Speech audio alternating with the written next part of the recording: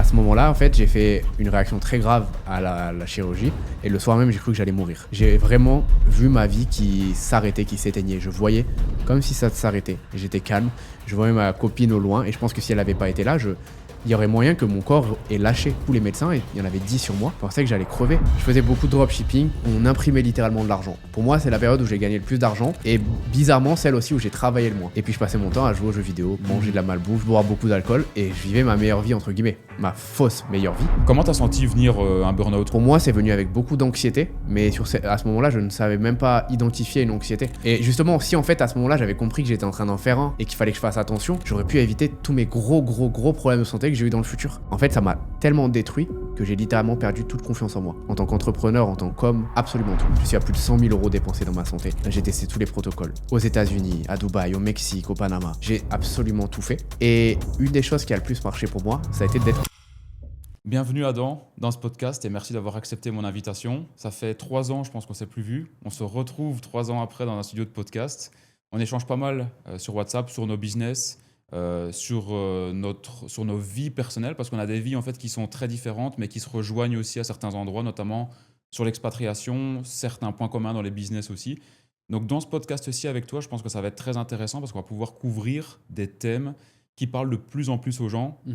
Premièrement, thème business, tu es un entrepreneur en ligne, moi aussi, donc je pense qu'on va pouvoir parler déjà de pas mal de sujets. Expatriation, Dubaï versus Panama. Tu es parti au Panama pendant pas mal d'années. Là, tu es potentiellement de retour à Dubaï, on en parlera après. Et aussi biohacking. Je pense qu'aujourd'hui, tu es l'un des mieux placés pour parler de ça avec tout ce qui t'est arrivé, on va dire, dans ta vie, toutes les expérimentations et itérations que tu as pu faire. Donc, je te propose qu'on commence par la base des bases, c'est que tu te présentes. Pour ceux qui ne te connaissent pas encore, du coup, Adam, qui tu es, d'où tu viens, qu'est-ce que tu fais dans la vie et pourquoi est-ce que tu te retrouves aujourd'hui ici à Dubaï, quoi. Bah écoute, déjà, merci de m'inviter sur ton podcast. Vraiment ravi de pouvoir échanger avec toi, avec la communauté aussi. Je pense que tu as des personnes qui te suivent justement et qui sont extrêmement intéressées pour vivre dans notre pays, commencer leur business si ce n'est pas déjà le cas, Exact. ou améliorer leur business, potentiellement améliorer leur santé aussi. Donc on va essayer de leur donner un maximum de tips, de pépites et de retours d'expérience surtout, parce que je pense que c'est le plus important. Pour mon cas, du coup, je m'appelle donc Adam, j'ai 28 ans maintenant et ça fait à peu près 8 ans que je suis entrepreneur. Pour la petite anecdote, je pense qu'on a commencé exactement au même moment. Vraiment, moi je me souviens de tes toutes premières vidéos. On se parlait déjà à l'époque. C'était incroyable. J'étais très ami aussi avec un de tes premiers clients qui avait bien fonctionné et bien marché. Ta première, on va dire, success story dans l'e-commerce. Et donc ça, c'est pour poser un petit peu le cadre et la deadline.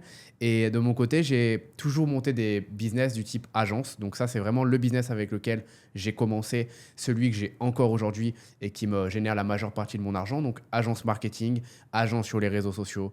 Notamment, on a aidé beaucoup d'entrepreneurs sur Instagram, sur TikTok, sur toute la partie organique, etc.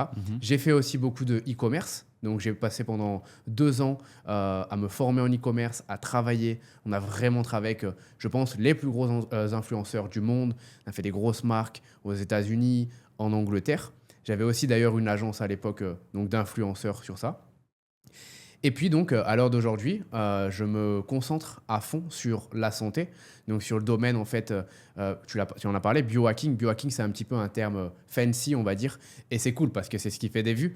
Mais en fait, c'est vraiment la santé globale, la longévité et comment aujourd'hui on peut se sentir en meilleure santé, mieux, et surtout réussir à combiner le business, qui est pour moi un sport de haut niveau, notamment au niveau du mental, et une bonne santé aussi, et perdurer dans le temps, être plus performant, ne pas se brûler au niveau de sa santé, parce que moi, ça m'est arrivé, on en parlera sûrement après. Mais voilà, pour poser le cadre, tu l'as dit tout à l'heure, on va aussi comparer Dubaï et Panama. Donc moi, si on parle d'expatriation, ça fait 6 ans maintenant que je suis expatrié.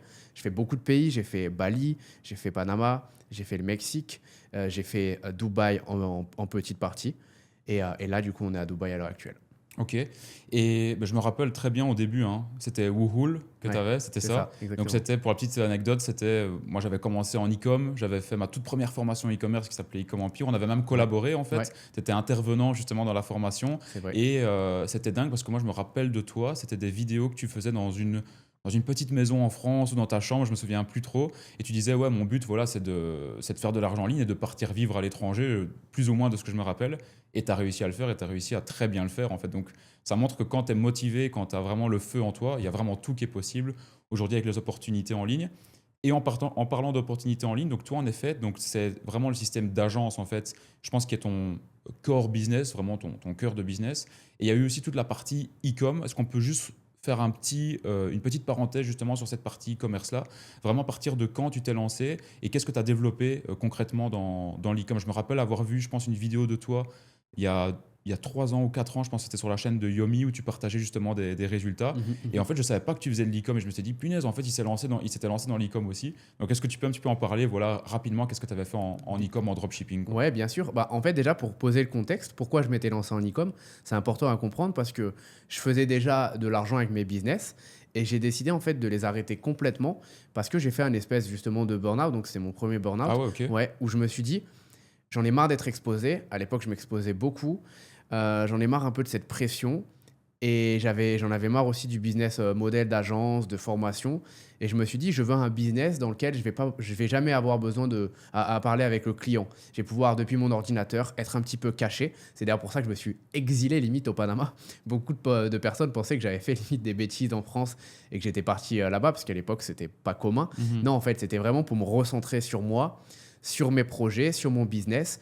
Et j'avais envie d'avoir un ordinateur qui constituait mon entreprise entière. Et donc ça, Ok. c'était le why, en fait, le pourquoi je m'étais lancé en e-commerce alors que j'avais pas besoin sur le papier. Et du coup, donc à cette époque-là, nous, on avait décidé de se lancer sur le marché UK. On avait analysé un petit peu la plupart des marchés. On s'était rendu compte qu'en France, il y avait une concurrence énorme, surtout qu'on voulait faire des influenceurs et ça marchait beaucoup, un petit peu au contact, fallait être un peu pistonné au départ. Ouais. Donc pour nous, c'était pas viable. L'Espagne, c'était OK, mais il n'y avait pas non plus un pouvoir d'achat énorme. Et Mhm. puis au UK, on avait vu qu'il y avait personne. Il n'y avait aucun dropshipper, parce que du coup, on avait commencé vraiment en dropshipping, pour le coup. Aucun dropshipper, personne. Et pourtant, un pouvoir d'achat énorme. Tu te fais payer en plus en pounds, en livres. Donc Mhm. derrière, quand après toi, tu vis en euros ou même nous en dollars, la conversion est énorme. Des bons influenceurs. Et du coup, on s'est dit, on va là-bas à fond, quoi. Et donc, on a commencé à se mettre sur le marché UK. Et très vite, quand je dis très vite, je vais passer tous les échecs parce que on a mis vraiment 3 mois, je pense, à avoir nos premiers résultats. Mais ça n'a pas été 3 mois où on s'est tourné les pouces. Ok. 3 mois où on travaillait 12, 13, 14 heures par jour. Au départ, on a testé énormément d'influenceurs Mhm. avant d'être au UK, justement. En Espagne, en France, on a dépensé, je crois, au total, peut-être 15 ou 20 000 euros dans des influx sans avoir de résultats. Alors qu'on avait une grosse expérience dans le business avant. Je partais pas de zéro, on était bon en marketing, bon sur les réseaux. Mais voilà, on n'arrivait pas parce que c'était quand même un nouveau business, un nouveau type de business model. Donc, 3 mois assez galères où on brûle de l'argent limite. Et puis après, 3 mois après, du coup, on a notre première influenceuse rentable, vraiment rentable sur le coup, parce que je crois qu'on la paye 800 livres et elle nous fait 24 000 livres en 24 heures. Ça, c'était Donc, en quelle année, du coup? c'était, je veux pas te dire de bêtises, parce que 2022, 2021, un truc comme ça? c'était soit 2021, soit fin Ok. 2020. Si je ne dis pas de bêtises, Ok, j'ai du ok. mal à resituer Ouais, ouais, dans ok. le temps. Ok. Mais c'était encore l'époque où les influenceurs avaient des gros retours, Ok. mais c'était pas le cas en France. En France, tu pouvais pas trouver, par exemple, des retours sur investissement comme C'est celui-ci. déjà cramé en France. Voilà, Mhm. en fait, en France, on était vraiment pour le coup extrêmement avancé dans le marketing d'influence, Mhm. alors qu'au UK, c'était pas le cas et du coup, ça se métamorphosait sur les retours qu'on pouvait avoir. Mhm. Voilà. Donc ça, c'est comment on a commencé. Ok. Et puis de là, en fait, de toute façon, c'est comme ça en e-commerce, faut persévérer. Et une fois que tu as ton produit, que tu as un peu de trésorerie et que derrière, voilà, tu pas trop belle pour appliquer les stratégies, ça monte. Mhm. Donc nous, en l'occurrence, cette marque a vraiment, vraiment monté. Je crois qu'on a fait plus de 2 500 000 euros de chiffre d'affaires avec celle-ci. On a pu lancer aussi des nouvelles marques qui ont cartonné parce que grâce du coup à ce qu'on avait mis en place sur les UK, on avait énormément de contacts, notamment que ce soit des managers d'influenceurs, des agences, et ils nous donnaient littéralement en fait les produits qui marchaient bien en ce moment de certaines personnes qui malheureusement n'avaient pas beaucoup de budget, etc. à pouvoir mettre.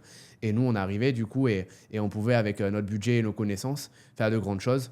C'est ce qui m'a amené aussi du coup à créer donc en parallèle une agence d'influenceurs, donc influenceur marketing, parce que j'avais plein d'amis de mes anciens business qui me disaient ah non, les UK ça a l'air incroyable, tu parles anglais un petit peu, je me débrouille, hein, je n'étais pas exceptionnel, mais du coup tu voudrais pas me gérer mes collabs là-bas sur ces influx.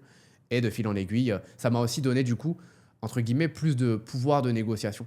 Parce que j'avais Mhm. des très très très grosses marques d'amis en gestion, je pense les plus grosses du marché français. Et on arrivait, en fait, on pouvait prendre 1 million d'euros d'influenceurs sur un mois. Et là, derrière, du coup, vraiment déballer à fond, quoi. Mhm. Et pourquoi tu as décidé après d'arrêter le e-com? J'imagine que tu as eu un switch à un moment. Ouais. J'ai eu un switch. En fait, j'ai pas directement voulu arrêter l'e-commerce. J'ai voulu continuer, mais d'une manière différente. Je faisais beaucoup de dropshipping. On imprimait littéralement de l'argent. Pour moi, c'est la période où j'ai gagné le plus d'argent et bizarrement, celle aussi où j'ai travaillé le moins. Donc, au bout d'un moment, en fait, une fois que tout était en place, et ben moi, je passais littéralement mon temps à faire deux trois coups de fil pour les influenceurs, envoyer mes collabs, et puis je passais mon temps à jouer aux jeux vidéo, manger de Mhm. la malbouffe, justement. Je pense que mes problèmes aussi sont venus de cette époque. Boire beaucoup d'alcool, et je vivais ma meilleure vie, entre guillemets, ma fausse meilleure vie. Mais je m'ennuyais énormément dans mes projets, dans mon business. Et moi, je suis quelqu'un qui a beaucoup besoin d'être stimulé, bien plus que l'argent. C'est paradoxal parce que du coup, on parle de grosses sommes et de business model où de base, les gens se disent, mais tu fais ça que pour l'argent. Mais la vérité, c'est que moi, j'arrive pas à faire quelque chose que pour l'argent. Donc, j'ai décidé, en fait, à ce moment-là, avec mon associé, lancer une marque. Donc, c'était une box à abonnement, une box de beauté. Pourquoi ce type de business model? Parce qu'on voulait un truc périn dans le temps. On voulait un truc qu'on allait construire. Et comme un petit peu une maison, quand on investit dans une maison, Mhm. on aime bien la revendre si demain on a un problème ou si on souhaite s'en aller. Avec le dropshipping, c'est pas possible. Mais avec l'e-commerce et créer une marque, ça l'est. Et encore plus si celle-ci est à abonnement. Donc, on a cherché en fait les business qui avaient le plus de valorisation possible. J'ai été beaucoup influencé par un de mes mentors que j'ai rencontré au Panama et qui lui a revendu son entreprise 120 millions de dollars et qui m'a vraiment en fait montré le chemin sur comment on pouvait vendre une entreprise, que c'était possible. Je ne connaissais pas du tout avant. Et donc, on s'est lancé dans ce business-là. On a investi beaucoup, beaucoup de moyens. Donc, je crois, si je ne dis pas de bêtises, 350 000, 400 000 euros. C'est beaucoup de trésorerie. Mhm. Et en fait, figure-toi que c'est un projet qui a complètement échoué. Littéralement, ça a été, je pense, après j'en ai eu d'autres, mais un des plus gros échecs qu'on a eu, Ok. malgré le réseau, malgré les connaissances, malgré que ça ait déjà marché. On avait choisi en fait tout simplement un produit qui n'était pas market fit. Et Ok. quand tu es dans quelque chose qui n'est pas market fit, tu peux mettre l'argent, le temps, Mhm. et au final, ça ne marchera pas. Et du coup, à ce moment-là, on s'est dit, OK, Mhm. l'e-commerce, on a bien taffé dedans et tout, ça a été dur pour nous. Et c'est là qu'on a bifurqué. Et c'était une période quoi, de 2 ans plus ou moins alors en e-commerce à ce moment-là? Ouais, je dirais un an et demi. Un Vraiment an et demi, à deux ans. fond dedans, Un quoi. an et demi à fond, mais on pouvait pas être plus à fond. Ouais. Et c'est intéressant ce que tu as dit au niveau des influenceurs où tu as cramé quand même 15 ou 20 000 euros au début avant d'être rentable. Ouais. Et aujourd'hui, moi, je pense que c'est en fait un passage et une phase qui est obligatoire quand tu lances un business, en fait. Quand tu crames du budget, c'est que tu récoltes de la data, tu apprends et tu comprends pourquoi ça ne marche pas. C'est peut-être ta page produit, c'est peut-être ton produit, c'est peut-être ton marketing. Et au plus tu itères, en fait, au plus tu continues à spend, au plus tu vois en fait les premiers signaux verts qui commencent à arriver. Et après, il faut en fait que tu alignes tout, ton marketing, tes créas, ta page produit, ton produit, comment tu parles à ton avatar client. Et après, c'est comme ça que ça peut marcher. Mais si tu n'es pas prêt à cramer un peu d'argent, c'est difficile que ça réussisse, en fait. Aujourd'hui, dans le business en ligne, tu es obligé de passer par là. Et ça, moi aussi, je tiens vraiment à le dire. Il y a beaucoup de gens qui pensent qu'en se lançant en drop, c'est 500 balles, tu mets 500 balles sur la table, tu vas faire 10K derrière. Non, tu dois mettre 500 euros, tu vas peut-être en cramer 300 ou 400, voire même les 500 pour commencer à apprendre et après commencer vraiment à aller générer tes premiers bénéfices. C'est une phase qui est vraiment obligatoire. Et c'est intéressant parce que toi, tu le savais en fait. Et c'est pour ça que vous avez, je pense, continué aussi parce que vous avez vu certains signaux verts qui vous ont dit, lâche pas parce que tu as un détail que ça pète et que ça réussisse, quoi. Et comment tu as senti venir un burn-out? Comment ça se passe, ça? C'est quoi les signaux d'un burn-out? Honnêtement, à l'époque, déjà, je croyais pas du tout au burn-out. Je ne savais même pas que j'étais en train d'en faire un. Enfin, pour moi, c'est maintenant avec mes connaissances que je sais que j'en ai fait un. Mais moi, je croyais pas à ça. Pour moi, j'avais vraiment cette vision en mode, je suis un entrepreneur qui est capable de travailler 14, 15 heures par jour, 7 jours sur 7. J'ai une énorme discipline et je me suis dit, ça peut pas arriver à moi en fait. C'est impossible. Mhm. Et donc, c'est comme si je l'avais nié. Mais en soi, pour moi, ce premier, donc, je pense il y a plusieurs phases de burn-out. Tu as des burn-out vraiment chroniques où c'est très très compliqué de s'en sortir. Tu en as qui commencent juste un petit peu à arriver et où c'est plus simple de s'en sortir.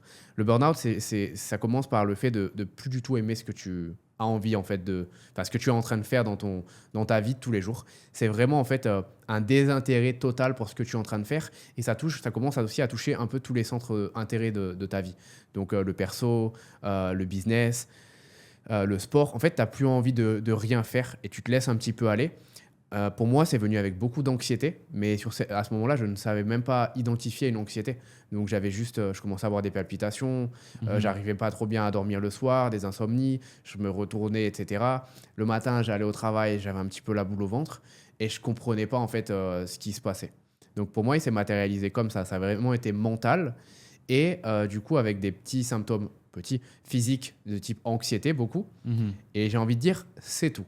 Parce que j'en ai refait après, et il y a des personnes qui en ont refait, notamment par exemple ma mère, où à l'époque, justement, au moment où elle en a eu un, je la croyais pas en fait. Je lui disais, mais maman, arrête de simuler, je lui disais. Genre, sois forte. Qu'est-ce que tu es en train de raconter? Jusqu'au jour où elle s'est littéralement évanouie dans mon salon.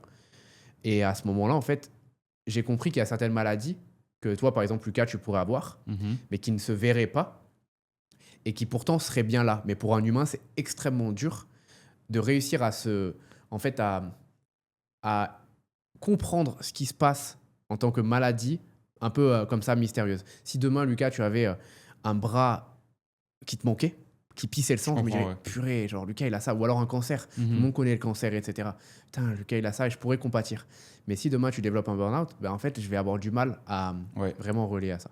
Et moi, j'ai un super bon pote à moi. Je vais pas citer son nom, mais il se reconnaîtra peut-être si jamais il regarde le podcast.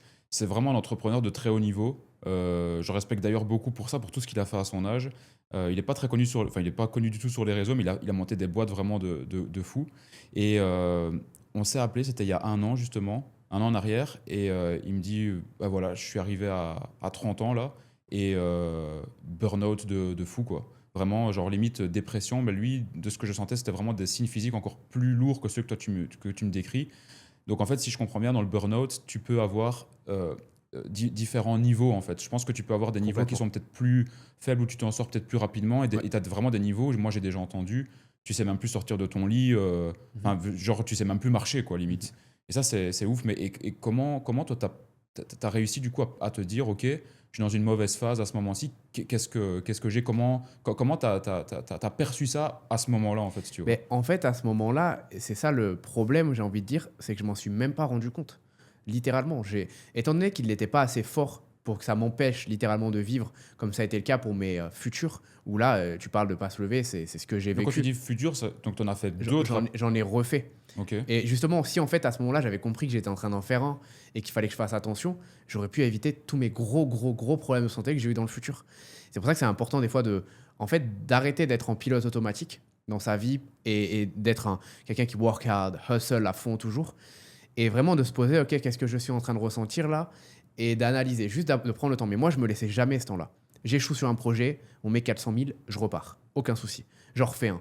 Et la seule chose qui m'avait permis de me soigner du coup à ce moment-là, ça n'a pas été de mettre en place des habitudes, une diète, moins travailler ou quoi que ce soit, parce que je ne le savais pas encore une fois, ça a été de changer.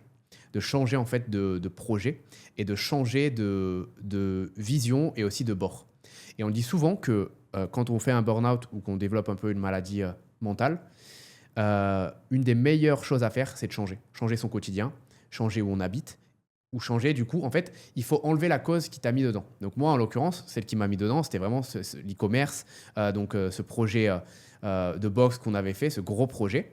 Et simplement en changeant, en fait, et du coup, en enlevant les patterns de stress Mhm. que j'avais développés avec ce type de projet, et en mettant du renouveau dans ma vie, j'ai pu en fait repartir. Repartir pas pour très longtemps non plus, à cause de ce qui est arrivé par la suite, mais au Ok. moins repartir. Ok. Bah, Donc déjà, je dirais que ça ouais, serait c'est ça. intéressant parce que justement, mon pote, c'est exactement ça en fait. Il était dans une phase où son entreprise, ça le faisait plus kiffer, il avait eu quelques soucis et tout.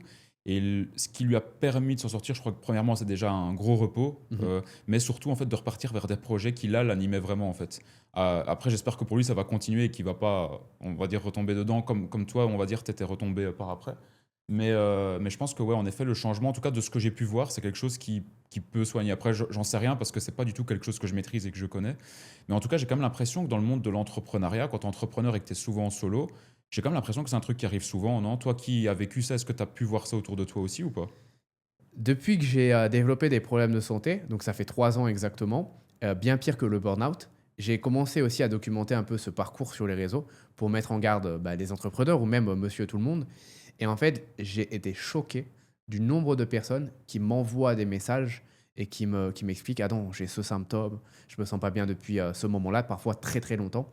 Et c'est des symptômes similaires aux miens, similaires aussi à certains que j'ai pu avoir durant des burn-out. Et c'est impressionnant en fait à quel point justement les entrepreneurs, on est touchés. Déjà, je pense que les entrepreneurs, entre guillemets, traditionnels, physiques, etc., sont touchés par le burn-out. Mhm. Mais ceux qui sont en ligne, c'est encore pire parce qu'on est souvent tout seul, on voit peu de personnes, on reste sur notre ordi toute la journée. Vu qu'on n'a pas d'entreprise vraiment définie, de lieu défini, on se lève, on travaille potentiellement depuis sa chambre, on a son setup directement là. Et en fait, on fait que ça toute la journée. On est en constante. Bah là, par exemple, on a des lumières. Mhm. C'est pour ça que j'ai ces lunettes, tu vois. Parce qu'on a des lumières quand tu es exposé comme ça toute la journée, aux écrans, à ce type de lumière, etc. C'est encore bien plus dur qu'un entrepreneur qui serait dehors, comme mon papa, par exemple, qui est plombier, qui a travaillé toute sa vie énormément, qui a jamais eu de burn-out. Parce que justement, il fait pas face un peu aux démons que nous, on a, qui sont aussi, paradoxalement, hein, nos forces. Mhm. Parce que c'est grâce à ça qu'on peut faire autant d'argent si jeune, mais ça vient avec un coût. Ouais. Et ouais, ton papa, par exemple, lui, bah, il est plombier, il est entrepreneur, ça doit pas être facile non plus, mais il voit des gens tous les jours, quoi. Complètement. Donc il peut discuter, il peut parler avec eux, etc. Et comment ça se fait qu'en ayant vécu un premier burn-out, après tu en as vécu encore d'autres par après? Ça a été quoi les causes? Est-ce que c'est parce que tu penses que tu as continué à avancer sans t'écouter? Et dans le cas où tu continues à avancer sans t'écouter, est-ce que c'est parce que tu suis ton ego en fait? Mhm. Ou est-ce que c'est pour une autre raison? Pourquoi? Alors, j'avais pas du tout pensé à parler de mon ego, tu vois, là-dedans, mais je pense que c'est un point extrêmement important, c'est que souvent on est porté par notre ego. Et attention, l'ego c'est mauvais, mais c'est aussi bien, c'est aussi un moteur énorme. Mais parfois, c'est un moteur où il peut être tellement grand, l'ambition peut être tellement grande que le corps, lui, suit pas. Sauf que le corps, c'est notre véhicule. Et c'est comme si aujourd'hui, par exemple, tu arrivais à mettre un moteur énorme dans une petite voiture, bah, elle allait lâcher au bout d'un moment, elle allait pas Mhm. pouvoir tenir. Bah, c'est vrai que ça peut beaucoup jouer. Moi, j'ai été trop porté, je pense, par ma motivation, mes ambitions et même des. En fait, je pense qu'aujourd'hui, beaucoup d'entrepreneurs ont des traumas. Pour être entrepreneur, pour moi, et pour performer, il faut avoir certains traumas. Il faut vouloir résoudre des choses qu'on n'a pas pu avoir avant. Mhm. Et en fait, parfois, ces traumas sont tellement forts, nous, on n'en a pas conscience, qu'on va continuer à charbonner à fond, à pas s'écouter, pour justement un peu subvenir à résoudre ces traumas. Donc je pense qu'il y a eu beaucoup de ça. Il y a eu aussi le fait voilà, de ne pas du tout s'écouter, malgré les premiers symptômes. Moi, je le dis tout le temps, parce que j'ai vraiment développé des maladies graves, et je connais des personnes qui ont développé des maladies bien plus graves que moi. Le corps et l'esprit nous alarment bien avant que ça arrive.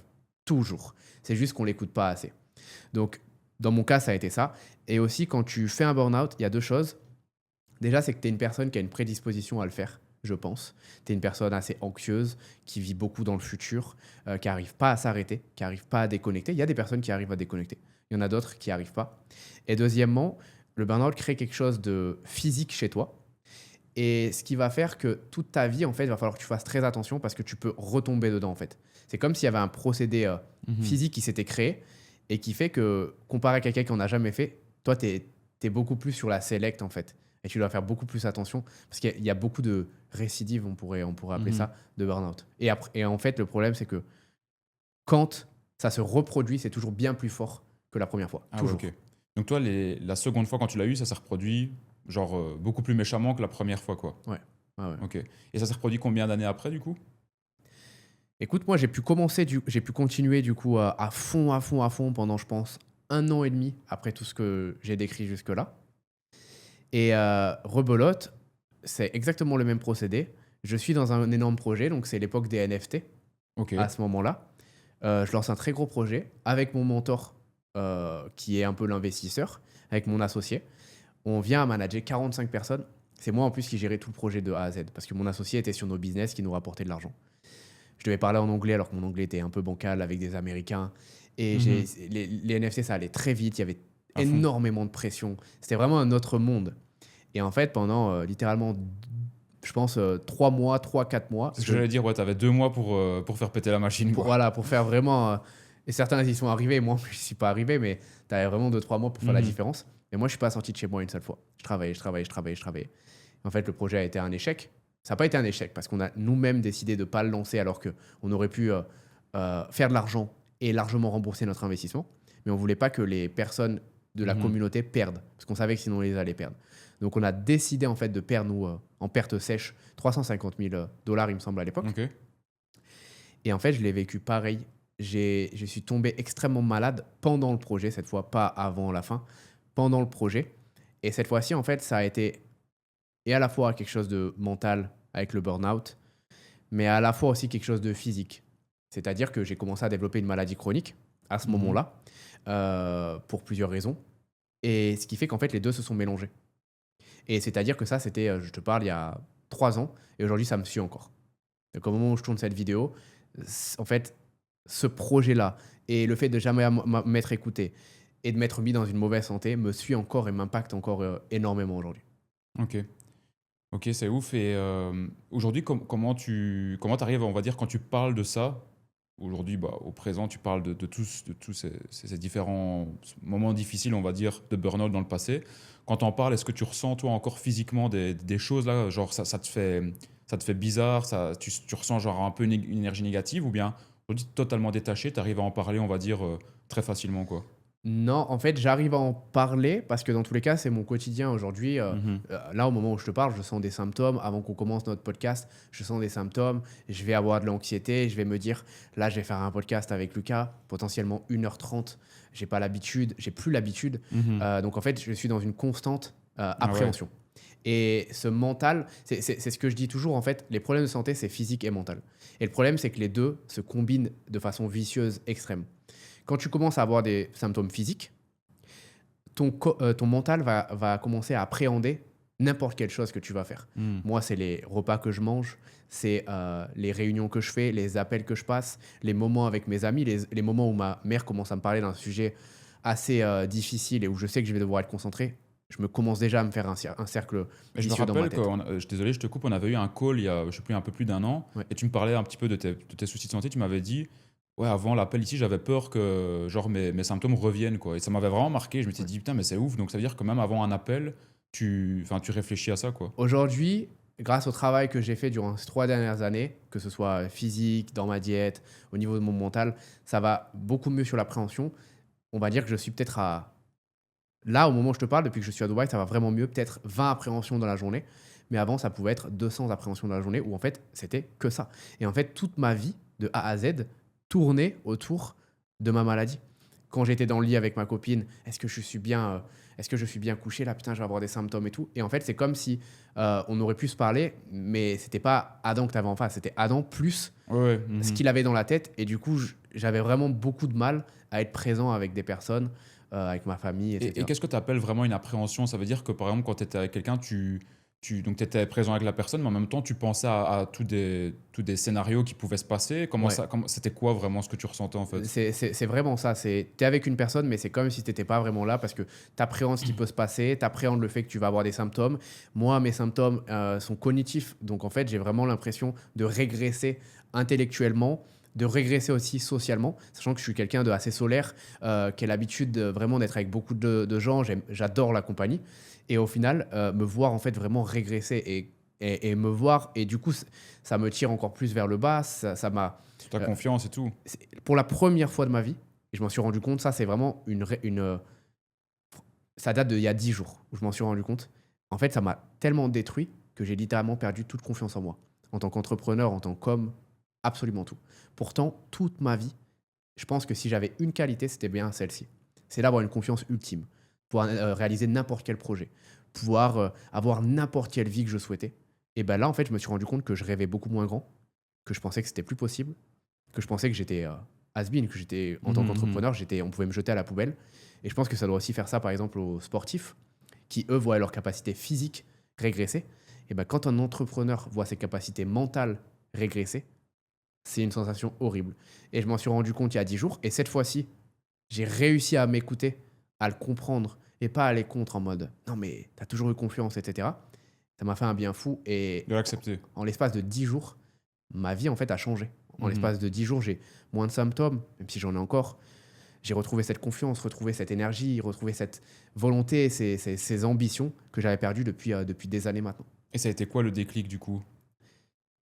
Je pense que le déclic, ça a été ma copine. Mhm. Je pense que en fait, quand on est tout seul, c'est très difficile de s'en rendre compte. surtout quand on est une personne qui a l'habitude d'être toujours dans le futur, je vais faire ci, je vais faire ça, et qui a du mal à se poser, à être présent. Et je pense que c'est elle, parce qu'en fait, c'est tellement dur pour ma compagne, du coup, ce que je vis, elle le vit aussi, hein, les nuits à l'hôpital, les opérations, le fait des fois de me voir extrêmement heureux et littéralement en 3 minutes de devenir limite quelqu'un dépressif. Ça a été tellement dur pour elle que avec les feedbacks qu'elle était capable de me faire, mais tu sais, je te reconnais vraiment plus là. Mais en fait, c'est pas toi, Adam, t'as trop changé, etc. Et ben moi, me remettre en question, l'accepter et me dire, ok, c'est vrai, là, ça va plus du tout. Genre, comment tu te sens, c'est pas comment tu t'es senti toute ta vie. Donc, va falloir faire des choses, quoi. Mhm. Et du coup, tout ce changement que toi, tu as fait dans ta vie, je sais au niveau de l'alimentation, je l'ai vu pas mal sur tes réseaux sociaux, tout ce qui est grounding, les rayons du soleil très tôt au matin, etc. Mhm. Tu as voulu faire ces changements-là à cause des burn-out ou c'était pour d'autres raisons de ton côté? En fait, c'est pour plusieurs facteurs. Donc, moi, j'ai fait des burn-out, mais j'ai aussi donc développé une maladie chronique. Euh, pour expliquer très rapidement, en gros, pendant 1 an et demi, j'ai eu des symptômes neurologiques sans jamais savoir à quoi c'était dû. Donc, perte de mémoire, impossible de me souvenir, parfois même de mon prénom dans les plus grosses crises, anxiété énorme, palpitations, des fourmillements partout dans le crâne, constamment, constamment, constamment, un brouillard mental. C'est une sensation que je ne souhaite à personne. C'est vraiment l'impression de même pas pouvoir parler, en fait, de pas pouvoir trouver ses mots, savoir où tu es, une espèce de dissociation, l'impression en fait de plus être sur cette terre, en fait, c'est moi mais c'est pas moi. Des vertiges aussi, une pression dans la tête constante, notamment quand je faisais du sport ou quoi que ce soit. Et j'ai cherché pendant longtemps d'où ça venait, et il figure que ça vient de une pathologie qui est une sténose de la veine du cou. Donc en fait c'est une compression de la veine. Moi, Mhm. ma veine en fait est compressée à 70%, donc seulement 30% du sang circule bien dans mon cerveau. Et forcément, quand le cerveau manque de sang Mhm. et réussit pas aussi à évacuer le mauvais sang, bah, tu développes énormément de problèmes chroniques et qui Mhm. viennent engendrer aussi d'autres problèmes de santé. Donc ça, c'est la base de mes problèmes de santé qui en engendré plein d'autres. Et en fait, à ce moment-là, quand du coup j'ai développé ces problèmes de santé, je suis allé voir. Je pense que je suis au moins à 100 docteurs à aujourd'hui. Je suis à plus de 100 000 euros dépensés dans ma santé. J'ai testé tous les protocoles, toutes les thérapies les plus nouvelles et novatives qui Mhm. existaient aux États-Unis, à Dubaï, au Mexique, au Panama. J'ai absolument tout fait. Et une des choses qui a le plus marché pour moi, ça a été d'être mon propre médecin. C'est con, mais quand j'allais voir un médecin, il me Mhm. disait, je suis sûr que tu as ça. Et au final, il était prêt à m'opérer, mais on parle d'opération de chirurgie ici, etc., extrêmement difficile. Je n'avais pas ça. Je n'avais pas ce qu'il me disait. Mais le nombre de diagnostics faux qu'on m'a donné, C'est incroyable ça. Parce que t'es c'était pas le seul à me dire ça. J'ai d'autres potes aussi qui ont des maladies chroniques. Et à chaque fois, les médecins leur disent, c'est sûr, t'as ça, faut que tu prennes des médicaments toute ta vie. Mais s'ils les écoutent, t'imagines, toute ta vie, c'est... ça peut te ruiner. Il y a même des médecins qui vont dire à certaines personnes, je suis désolé, il te reste 1 an à vivre, 6 mois à vivre. Alors qu'en fait, pas du tout. Tu peux inverser la tendance, tu peux faire la différence, mais sauf que quand on te met ça dans la tête, c'est terrible. Parce que, je le dis, je l'ai expliqué tout à l'heure et je pense qu'on peut réussir tous à le comprendre, le mental est complètement lié au physique et vice-versa.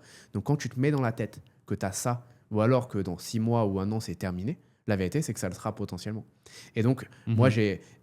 vraiment, on ne peut pas venir me dire que le système de santé aujourd'hui est bien et optimisé. C'est impossible. Parce que j'en ai tellement fait les frais dans n'importe Mhm. quel pays que ça, je l'ai vraiment compris par moi-même, en fait. Et ça m'étonne pas que tu aies plein d'amis qui soient dans ce cas-là. Mhm. Parce que moi, ça l'a été. Et donc, en fait, je me suis rendu compte que je pouvais compter, un peu comme dans le business. Tu sais, dans le business, on attend toujours d'avoir un mentor, un coach, quelqu'un qui va nous sauver.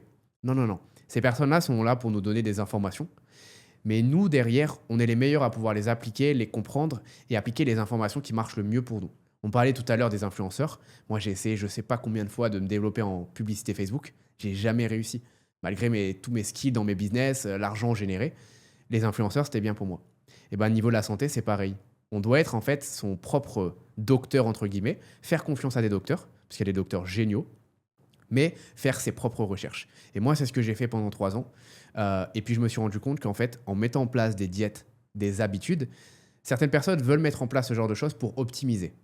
Moi, j'ai envie de leur dire, c'est incroyable la chance que vous avez, faites-le. Vraiment, parce que déjà, vous êtes dans un état de conscience exceptionnel, de vouloir prévenir plutôt que guérir. Ça va vous apporter que du bien. Vous allez pouvoir devenir 30% plus productif, intelligent, performant, mieux dans votre vie, mieux avec vos proches. C'est juste extraordinaire. Et moi, en fait, j'ai pas eu cette chance de vouloir optimiser. C'était en mode, si je fais pas ça, je vais crever. Genre, si je fais pas ça, je peux pas travailler sur mon business. Sauf que j'ai des personnes qui dépendent de moi. Je peux pas avoir des idées, je peux rien faire. Donc, j'ai mis en place des habitudes. Voilà, les rayons du soleil, on en parlera, etc. Le grounding, l'alimentation, pour me sauver. Et figure-toi que ça m'a changé la vie. Incroyable. C'est vraiment incroyable parce que moi, de nouveau, je ne vais pas citer son nom, c'est un autre très bon ami à moi, maladie de Crohn, Mm. maladie du coup irréversible normalement, même Mhm, si tu peux mhm. avoir des améliorations. Les docteurs lui disent de prendre des médicaments toute sa vie, c'est ce qu'il commence à faire en fait au début.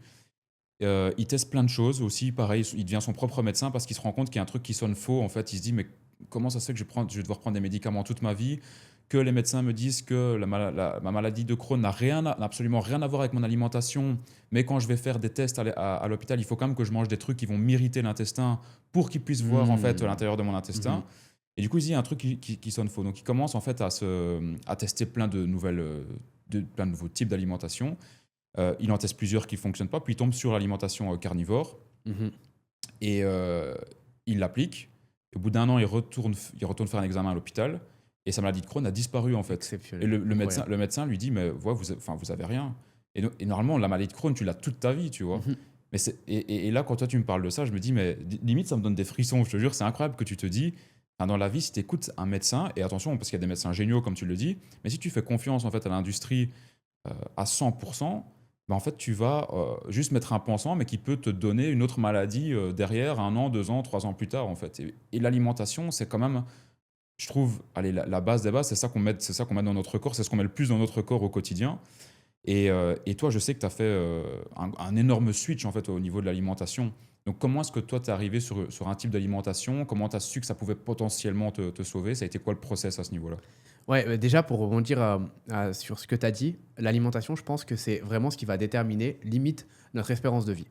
Sincèrement, bien sûr, il y a toujours des exceptions. Et moi, c'est ça que j'aime pas. On va par exemple regarder Warren Buffett et on va se dire, non mais Warren Buffett, il a investi dans Coca-Cola et McDonald's. Tous les matins, son breakfast, c'est ça. Et regardez l'âge qu'il a. Oui, mais il y a certaines personnes qui ont une génétique qui va faire qu'ils vont bien se sentir toute leur vie, même en mangeant mal. Mais si on prend une moyenne, et si on se dit, OK, on va mettre 10 entrepreneurs comme nous, Lucas, dans la pièce, on peut manger tous McDo, mais moi, je suis sûr et certain que sur les 10, tu en as 8 qui vont mourir bien avant les autres, et tu n'en as que 2 qui vont survivre. Alors que si on fait l'inverse, et qu'on mange tous bien dans cette pièce, on a une chance énorme de pouvoir vivre bien plus longtemps en meilleure santé. Donc moi, ça, je voulais aussi rebondir dessus. Et concernant du coup le fait que l'alimentation peut sortir à soigner du coup une maladie de Crohn, ça m'étonne absolument pas. J'ai vu tellement de témoignages sur des maladies chroniques comme celle-ci, des maladies qui de base sont irréversibles et qui sont soignées par l'alimentation ou même d'autres procédés, je pense que les gens, pour moi, il y a plusieurs niveaux dans l'alimentation. Et les gens n'ont pas conscience de ces niveaux-là. En général, le seul objectif qu'on va avoir lorsqu'on commence une diète, c'est d'être plus beau gosse, de maigrir. Mhm. Qu'on soit une femme ou un homme, on veut glow up. Et moi, je ne peux pas blâmer les gens qui pensent comme ça parce que je l'ai été. J'ai beaucoup été dans le fitness à l'époque. J'ai fait une transformation physique. Et c'est bien parce que c'est le premier niveau de conscience. C'est mieux de manger, entre guillemets, assez de diète pour pouvoir maigrir. Tu vas dans tous les cas être en meilleure santé. Premier niveau de conscience. Deuxième niveau de conscience, c'est je mange pour être en bonne santé. Et en fait, je mets en place, enfin, je mets dans mon organisme, dans mon estomac, des aliments qui vont prendre soin de ma santé. Et ce qui est génial avec ce niveau de conscience-là, c'est que ça améliore tous les points de ta vie, dont notamment le physique, en fait. Mais une diète pour maigrir n'est pas la même diète que tu dois utiliser pour être en bonne santé. Mhm. Et comment moi je suis tombé dedans? J'ai toujours fait des diètes. Sauf au moment du coup, avant de tomber grandement malade, je travaillais tellement que je noyais en fait mes soucis dans la mauvaise bouffe, comme beaucoup d'entrepreneurs, je pense. Sucre, fast-food, l'alcool aussi beaucoup. Je sortais énormément avec mes potes. Donc à ce moment-là, j'avais vraiment un niveau de vie terrible. Mais j'ai quand même mis en place des diètes. Et mes diètes, c'était la diète de n'importe quel sportif. Brocoli, riz, dinde, tous les jours. Boum, boum, boum, tous les jours. Et en fait, figure-toi que même au moment de mes diètes sportives, je me sentais bien plus mal que dans mes diètes limite normales où je ne faisais pas attention. Parce que tu mets en toi des aliments qui, au final, t'enflamment et vont inflammer ton corps bien plus Ouais. que le reste. Et moi, à ce moment-là, du coup, j'ai des gros problèmes de santé. Je vois que tout ce que me disent les médecins, ça marche pas. Comme tu as dit, le problème de la médecine, c'est qu'aujourd'hui, on te met la médecine traditionnelle. On te met des pansements sur tes maladies. Mais en fait, on ne soigne pas la cause. Et ce qui fait qu'elle revient tout le temps, plus fort. Et puis, il y en a d'autres qui se développent.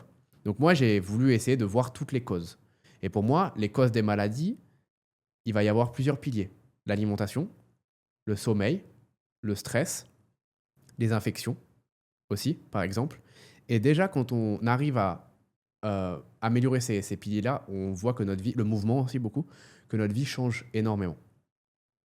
Donc j'ai commencé avec l'alimentation. Et j'ai commencé à me renseigner sur des alimentations anti-inflammatoires qui allaient permettre justement de guérir. Donc moi, mon seul objectif, c'était de guérir à ce moment-là.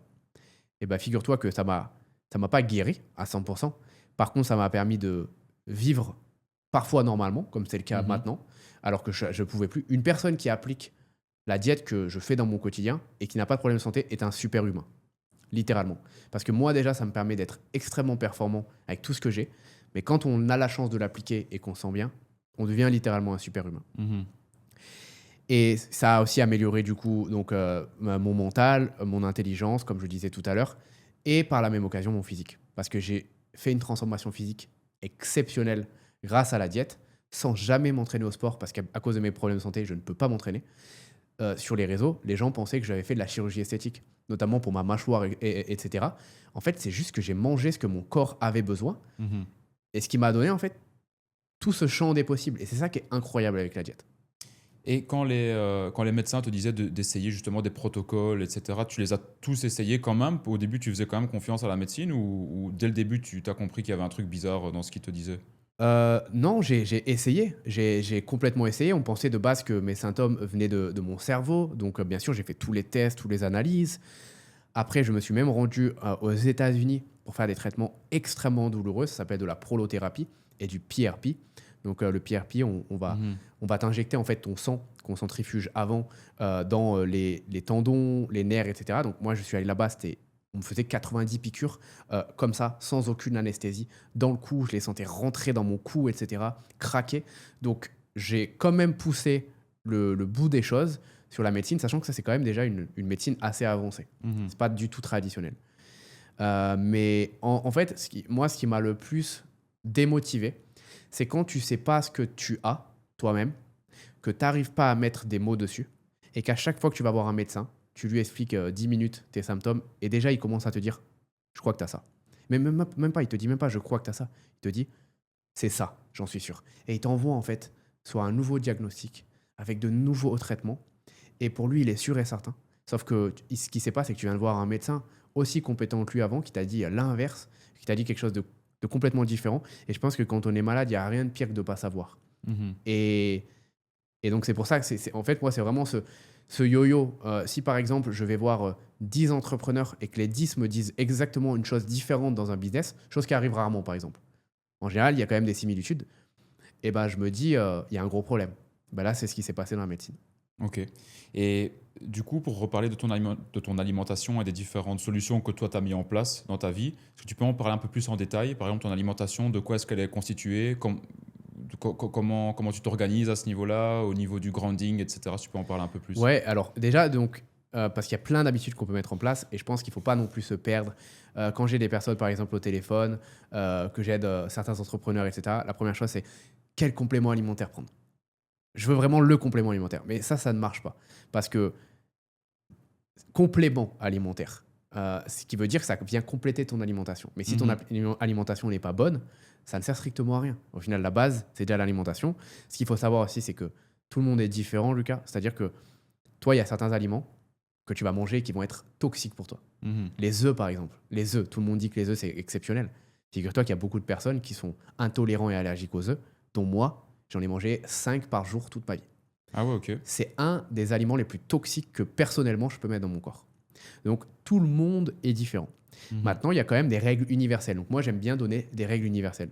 Si on se concentre maintenant sur l'alimentation, la règle déjà, ça serait de faire un test d'intolérance alimentaire. Comme ça, vous allez voir. Donc si vous avez un peu de budget, parce que bizarrement, hein, ce genre de choses, c'est pas remboursé. Là, toutes les choses en fait qui peuvent réellement t'aider, c'est pas remboursé. Donc il faut le sortir de sa poche. C'est ça qui est dommage. C'est pour ça que c'est bien de faire de l'argent et entreprendre. Comme ça, tu peux au final investir dans ta santé. Donc faire un test. Comme ça va te dire toutes les choses que tu peux vraiment pas manger.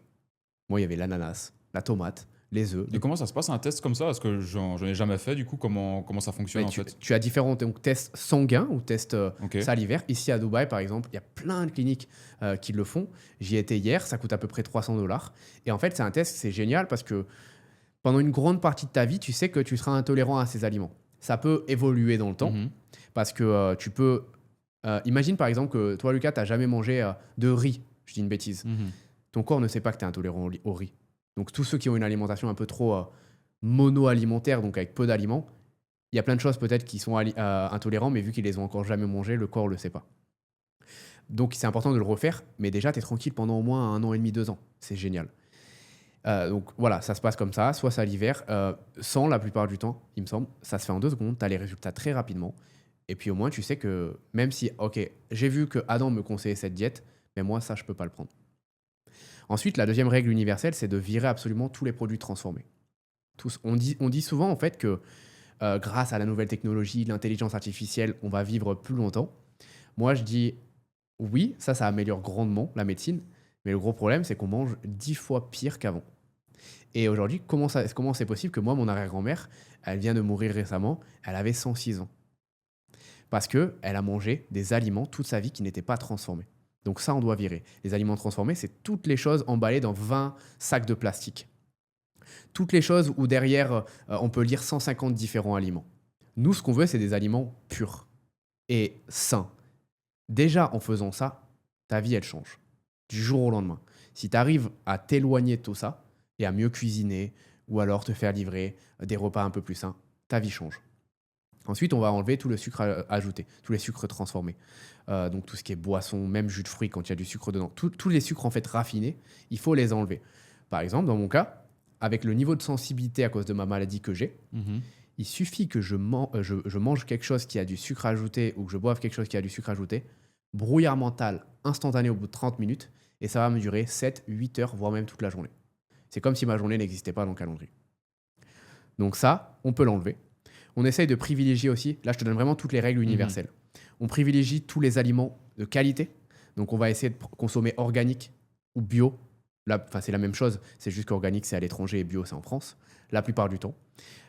Donc meilleure qualité possible. Quand on prend de la viande, on veut des viandes élevées en plein air Mhm.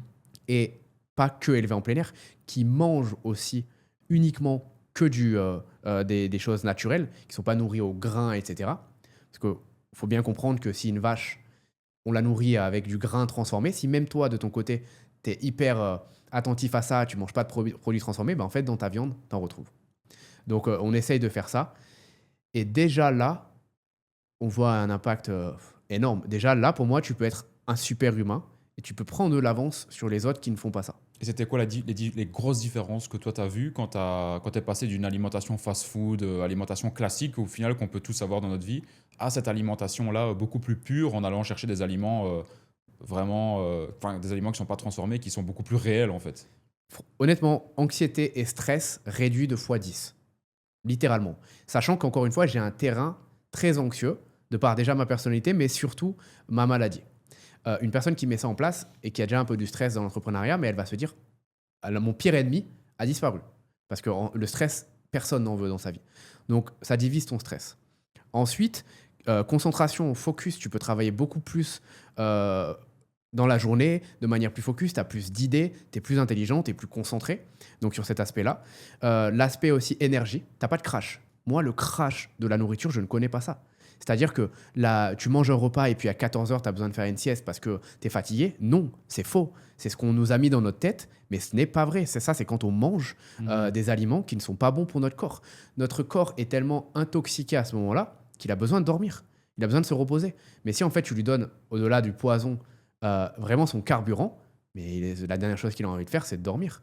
Donc une énergie vraiment constante toute la journée. Au niveau de la peau, tu rayonnes beaucoup plus. Donc ton teint change complètement. Niveau du physique, forcément, tu perds du poids, tu gagnes en muscle. Hormonal, plus de testostérone pour les hommes, des hormones beaucoup plus stables pour les femmes. Beaucoup de femmes ont des problèmes d'hormones et c'est normal parce que c'est très difficile pour une femme, cette alimentation qui vient tout chambouler. pour elles, vraiment, c'est compliqué. Et ben là, en fait, ça transforme un petit peu leur cycle et du coup, leur manière de se sentir. Ok. Donc, je pense que ça serait ça. Et toi, par tout ce process-là par lequel tu es passé, c'est quoi aujourd'hui ton avis sur finalement, je veux dire, ouais, l'industrie alimentaire en fait dans le monde entier? J'imagine que tu as peut-être dû te poser des questions dessus ou parfois avoir peut-être de la haine ou de la frustration par rapport à ce qu'on nous donne en fait dans les supermarchés. Brièvement, c'est quoi ton point de vue là-dessus? En fait, le problème, c'est que je pense même pas qu'on peut les blâmer parce qu'aujourd'hui, on vit dans une société où notre but, c'est de faire toujours plus d'argent. Et nous, les premiers, en tant qu'entrepreneurs, parfois, même si on est des personnes éthiques, moi, je ne suis jamais dans des business sombres ou quoi que ce soit, même si c'est possible, hein, c'est même très facile. Je ne l'ai jamais fait, mais même en faisant du dropshipping, parfois, je me dis, putain, voilà, tu vois, à l'époque, et je confesse, je suis désolé, parce qu'aujourd'hui, c'est l'inverse de moi, mais mon produit qui a cartonné, c'est un électrostimulateur pour abdos. À l'époque, j'étais le gars qui allait à la salle 2 heures par jour Mhm. et je vendais aux personnes le rêve de pouvoir obtenir des abdos depuis chez eux avec des électrodes. Moi, j'étais en mode, mais ça marche pas du tout. Et en fait, la société aujourd'hui fait qu'on a vraiment besoin de faire plus d'argent, toujours plus. Et leur objectif à ces entreprises-là, c'est de faire du profit. Et quand on veut faire du profit, malheureusement, vu qu'en fait, on va tirer littéralement sur les petits producteurs, on va leur mettre des taxes toujours plus grosses, etc., eh ben, on doit réduire la qualité de ce qu'on fait. On doit améliorer nos processus. On doit acheter, par exemple, du bétail beaucoup moins cher et de moins bonne qualité. Et c'est ce qu'on va fournir aux gens. Les gens aussi ne font pas d'efforts. Les gens veulent consommer toujours plus faible en termes de prix. Mhm. On veut le meilleur prix. On se dirige dans les supermarchés les plus, enfin, les moins chers. Mais je comprends les gens parce qu'on a tous moins d'argent avec l'inflation, etc. Et en fait, c'est comme si on était dans un cercle vicieux parce que le problème, c'est que du coup, les gens consomment de la mauvaise nourriture, s'empoisonnent, Mhm.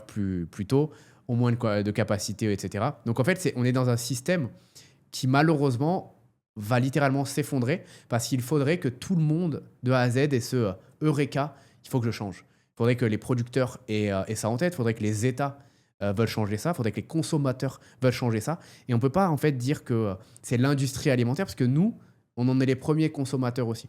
Donc si on fait C'est vrai. rien pour la changer, bah, au final, on ne peut pas dire et diaboliser ces personnes-là. Non, parce qu'on fait partie du jeu aussi, en fait.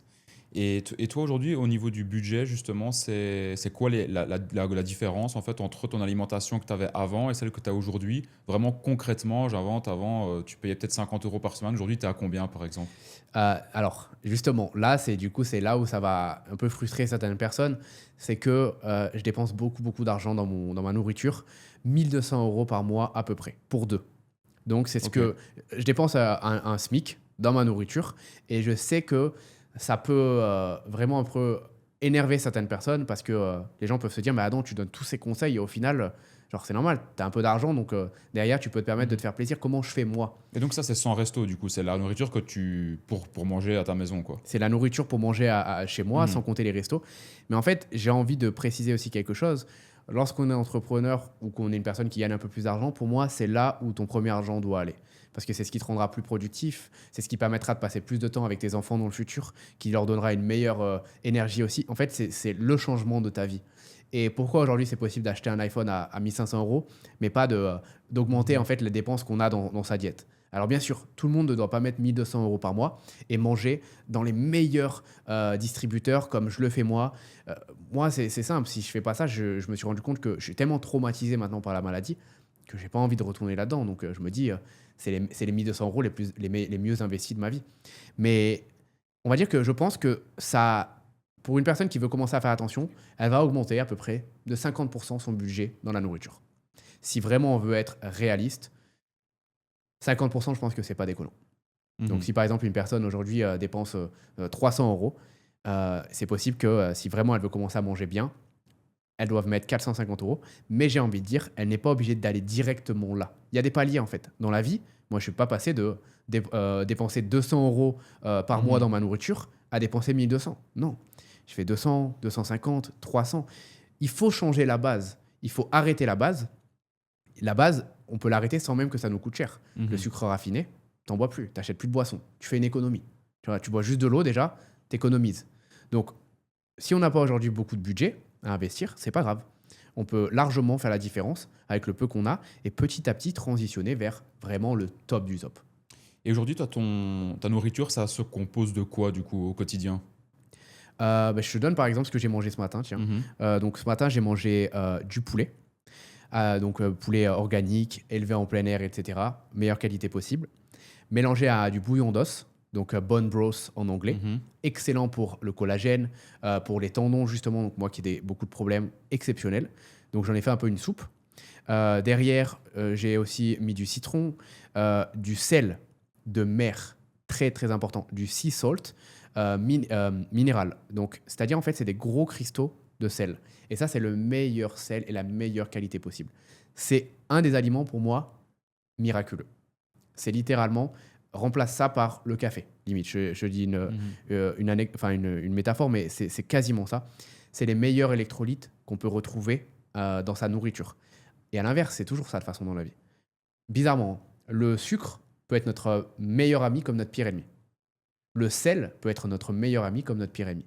Si on prend ce bon sel-là, de la meilleure qualité possible, bio, très très important, ta vie va vraiment se métamorphoser. Alors que si tu prends le sel raffiné, le sel vraiment transformé, etc., le mauvais sel que tu retrouves dans McDo, dans les frites, dans tout ce genre d'aliments, là tu t'empoisonnes. Mhm. Voilà, donc ça c'est le bouillon. Ensuite, j'ai mis un avocat, des brocolis. Donc j'ai mélangé le tout. Et puis à côté, j'ai mangé des fruits rouges. Ok, donc tu manges plus jamais en fait de riz, pâtes, etc. quoi. Non, je ne mange absolument aucun gluten. Donc ça, c'est par exemple un des aliments avec le lactose, pas tout le temps. Il y a certaines personnes qui tolèrent très bien le lactose et le fromage, pour elles, c'est exceptionnel. Fromage de bonne qualité. Mais c'est un des aliments les plus allergènes et intolérés par la plupart des humains aujourd'hui. On n'est pas fait pour en manger. Donc moi, j'en mange pas du tout. Tout ce qui est pain, tout ce qui est pâtes, etc. Et le problème, c'est que le riz, selon moi, c'est pas. Il y a certaines personnes qui sont intolérantes, mais c'est pas le plus grave. Juste, ça n'a pas beaucoup de. En fait, ça n'a pas beaucoup d'intérêt. Et moi, aujourd'hui, j'essaie de mettre que des aliments qui ont un vrai intérêt pour mon corps. Mhm. Donc, plutôt que de manger du riz, je vais le remplacer par des patates douces. C'est les seuls carbs, donc les seuls glucides, entre guillemets, que je vais consommer, ça va venir soit de la patate douce, soit des fruits. Ok. Et pour moi, c'est des glucides qui ont beaucoup plus d'intérêt en termes de vitamines, de nutriments, Mhm. que le riz. Ok. Donc, à la place, par exemple, ce que j'adore manger, c'est du riz de chou-fleur. Parce que ça cale autant que du riz. Et c'est ça qui est bien, c'est que ça te rassasie. Sauf que ça a des propriétés exceptionnelles. Et ça a quasiment le même goût.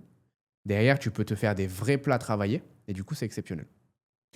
Et aujourd'hui, dans la société, moi, j'entends beaucoup de gens, par exemple, qui migrent vers des diètes keto alors qu'elles n'ont pas spécialement, tu vois, des problèmes de santé et tout.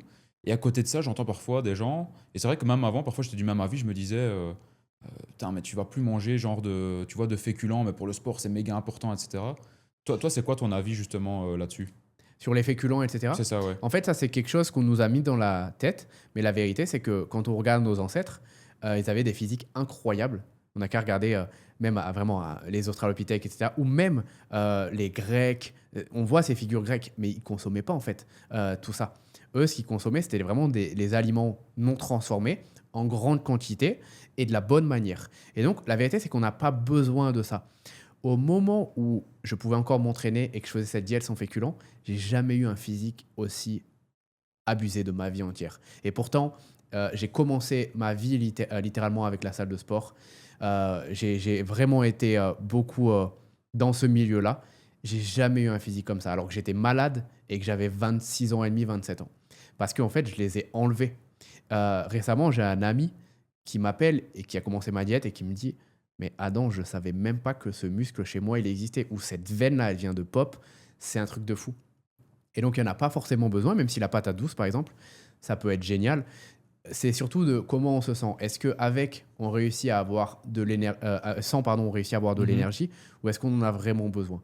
Ouais. Mais la vérité, c'est que, par exemple, on dit toujours que l'énergie de notre cerveau vient des glucides, etc. C'est en partie vrai, mais c'est aussi en grande partie faux parce que ça vient beaucoup des lipides, du gras. Notre cerveau est constitué à 60% de gras. Donc, quand on lui donne du bon gras, eh ben, en fait, il réussit à bien tenir, et à bien s'entraîner, à avoir une bonne énergie et quand même à prendre en masse. Ce qui compte, en fait, c'est le nombre de calories, la réalité que tu consommes dans la journée. Mhm. Si toi, Lucas, tu brûles 2000 calories et que tu veux prendre de la masse, consomme 2200 calories. Et tu peux très bien consommer ces 2200 calories sans forcément avoir du riz, des pâtes, du pain, mais avec des bons gras comme l'avocat, des bons glucides comme la patate douce ou bien de la viande. Mhm. Ok, bah écoute, super intéressant. Et par rapport aux autres solutions que toi, tu as mis en place, enfin des routines que tu as mis en place dans ta vie, le grounding, être exposé justement aux premiers rayons du soleil, est-ce que tu peux en parler un peu plus en profondeur et qu'est-ce que ça a changé pour toi? Ouais, alors, il y a un gros problème chez les entrepreneurs, c'est que les gens sont divisés par les routines. Certains entrepreneurs disent que c'est du bullshit et d'autres disent que c'est exceptionnel, que c'est miraculeux et qu'il le faut. Ceux qui disent que c'est du bullshit, leur argument, c'est que tu perds énormément de temps. Tu vas faire ta routine 2 heures alors que tu pourrais travailler. Arrête d'être une toutoune, entre guillemets, et allez, prends ton téléphone et fais tes appels de vente. Et en fait, c'est vrai. Sur le coup, moi, je sais que si j'avais mis en place plein de routines au départ, lorsque j'étais jeune et que j'ai commencé, je pense pas que j'aurais eu les mêmes résultats rapidement comme aujourd'hui. Mhm. Mais en fait, l'entrepreneuriat, c'est un marathon, c'est pas un sprint. Et moi, là aujourd'hui, ça m'a fait perdre 3 ans en fait, le fait de pas avoir des routines. Je n'ai pas pu travailler.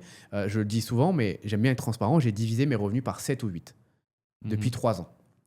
Quand tu divises par 7 ou 8 depuis 3 ans, combien d'argent tu perds? Et sur le long terme, parce que notre physique en tant qu'humain va décliner avec le temps. Donc, au fur et à mesure, dans les années, si tu ne mets pas en place ce type de routine, à 50 ans, tu n'auras plus la même énergie que tu as aujourd'hui à 25 ans. Et donc, en fait, les routines, certes, sur le court terme, elles te font, entre guillemets, perdre du temps, mais sur le long terme, la productivité que ça te fait gagner, parce qu'avec une bonne routine, pour moi, tu es plus productif à 30%. 30% de ton chiffre d'affaires, si tu fais 1 million d'euros par an, ça fait quoi? Ça fait 300 000 euros en plus. Donc, c'est exceptionnel. Donc ça te fait gagner en productivité. Ça te fait gagner littéralement des années de ta vie. Et ça fait en sorte qu'à 75 ans, tu pourras toujours être un entrepreneur, avoir des bons projets, comme Richard Branson par exemple, qui Mhm. pète le feu à son âge. Je ne sais pas s'il a des routines, mais encore une fois, ça peut. Et pour moi, c'est toujours le même jeu de la roulette russe. C'est vrai que certains entrepreneurs pourront 15 ans, 20 ans dans leur vie, travailler sans aucune routine, à tout tuer sur leur passage et avoir de gros résultats. Mais pour d'autres, ça va durer 5 ans. Pour d'autres, ça va durer 6 ans. On ne connaît pas notre capacité d'encaissement. Euh, Brian Johnson, qui est une personne qui m'a... En fait, il faut savoir que la maladie que j'ai développée, c'est la même que Brian Johnson. Ok. Et que c'est grâce à Brian Johnson, donc pour ceux qui ne le savent pas dans le podcast, c'est un entrepreneur qui a revendu son entreprise 800 millions d'euros, qui a détruit sa santé avec l'entrepreneuriat et qui, après avoir revendu son entreprise, a décidé de consacrer sa vie à sa santé.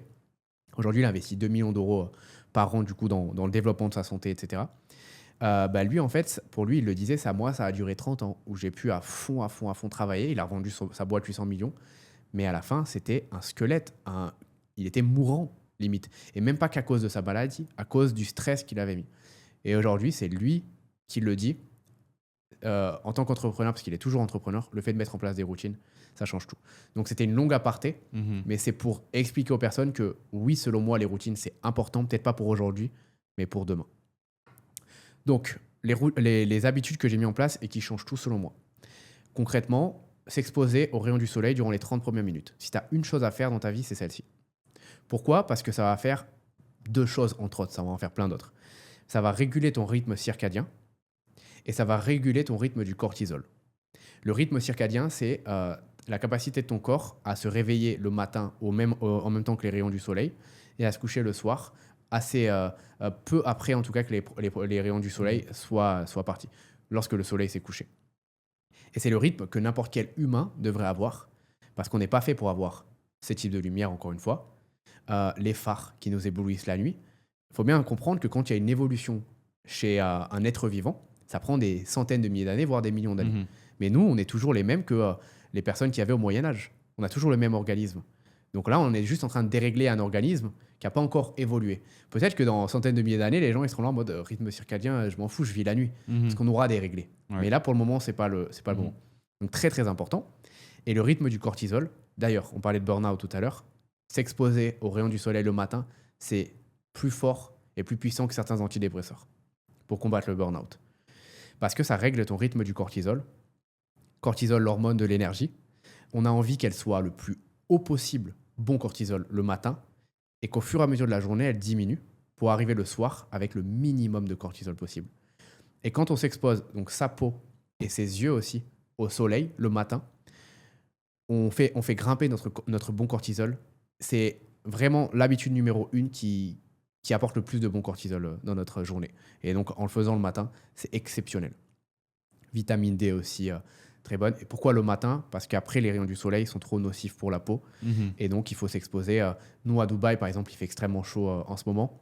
À partir de 7h30, 8h, il faut vraiment arrêter. Il Mhm. faut le faire au début.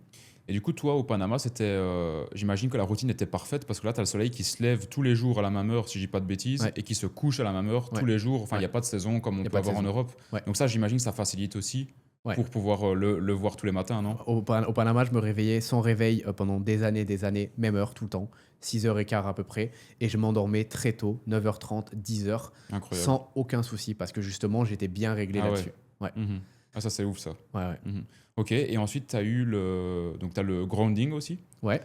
Donc ça, c'est le fait en fait d'aller mettre ta plante de pied en contact vraiment avec le sol, avec la terre en fait. Ouais. Est-ce que tu peux expliquer comment un petit peu tu as découvert ça et qu'est-ce que ça a changé aussi pour toi du coup? Oui, bah alors déjà, encore une fois, je rebondis sur ça, on est toujours le même organisme, on n'a Mhm. pas évolué, et c'est juste nous qui avons inventé les chaussures. Mais de base, on était au contact de la terre, au contact du sol. Et aujourd'hui, si tu demandes à quelqu'un dans la rue, c'est quand la dernière fois que tu as posé tes pieds sur du sol, il ne saura même pas te répondre, parce qu'il y a les Mhm. chaussures, et en plus, il y a le béton. Et du coup, si on ne le fait pas de manière consciente, c'est compliqué. Moi, il faut savoir que j'ai vraiment critiqué ça toute ma vie.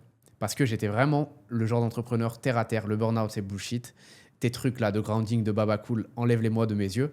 Ma mère, toute sa vie, a voulu me faire manger bio et me faire du grounding.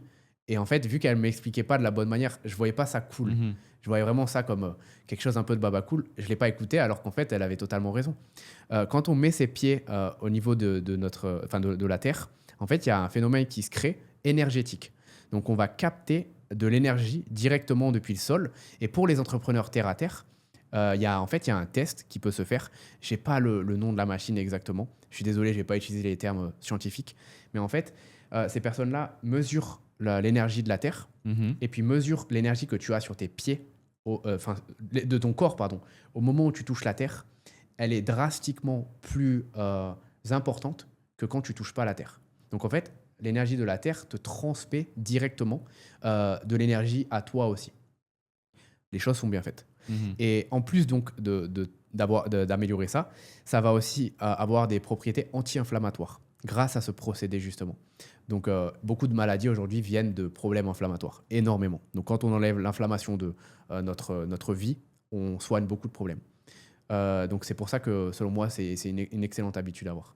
Et ici, par exemple, à Dubaï, comment tu fais pour faire du grounding en sachant que c'est une ville qui a été construite justement, etc. Tu fais quoi? Tu vas à la plage et tu marches dans le sable ou tu fais comment? Voilà, en fait, le grounding, déjà, tu peux le faire sur des parcs. Donc, un Ok. parc, c'est OK parce que tant qu'en fait, c'est de la vraie terre qui a été mise, etc., il y a toujours ce procédé.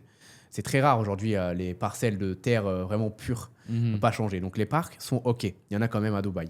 Ensuite, le sable. Le Mhm. sable, c'est parfait. La mer, donc tout ce qui est haut de la mer. Pour le moment, il fait trop chaud pour nous pour se baigner, mais c'est exceptionnel.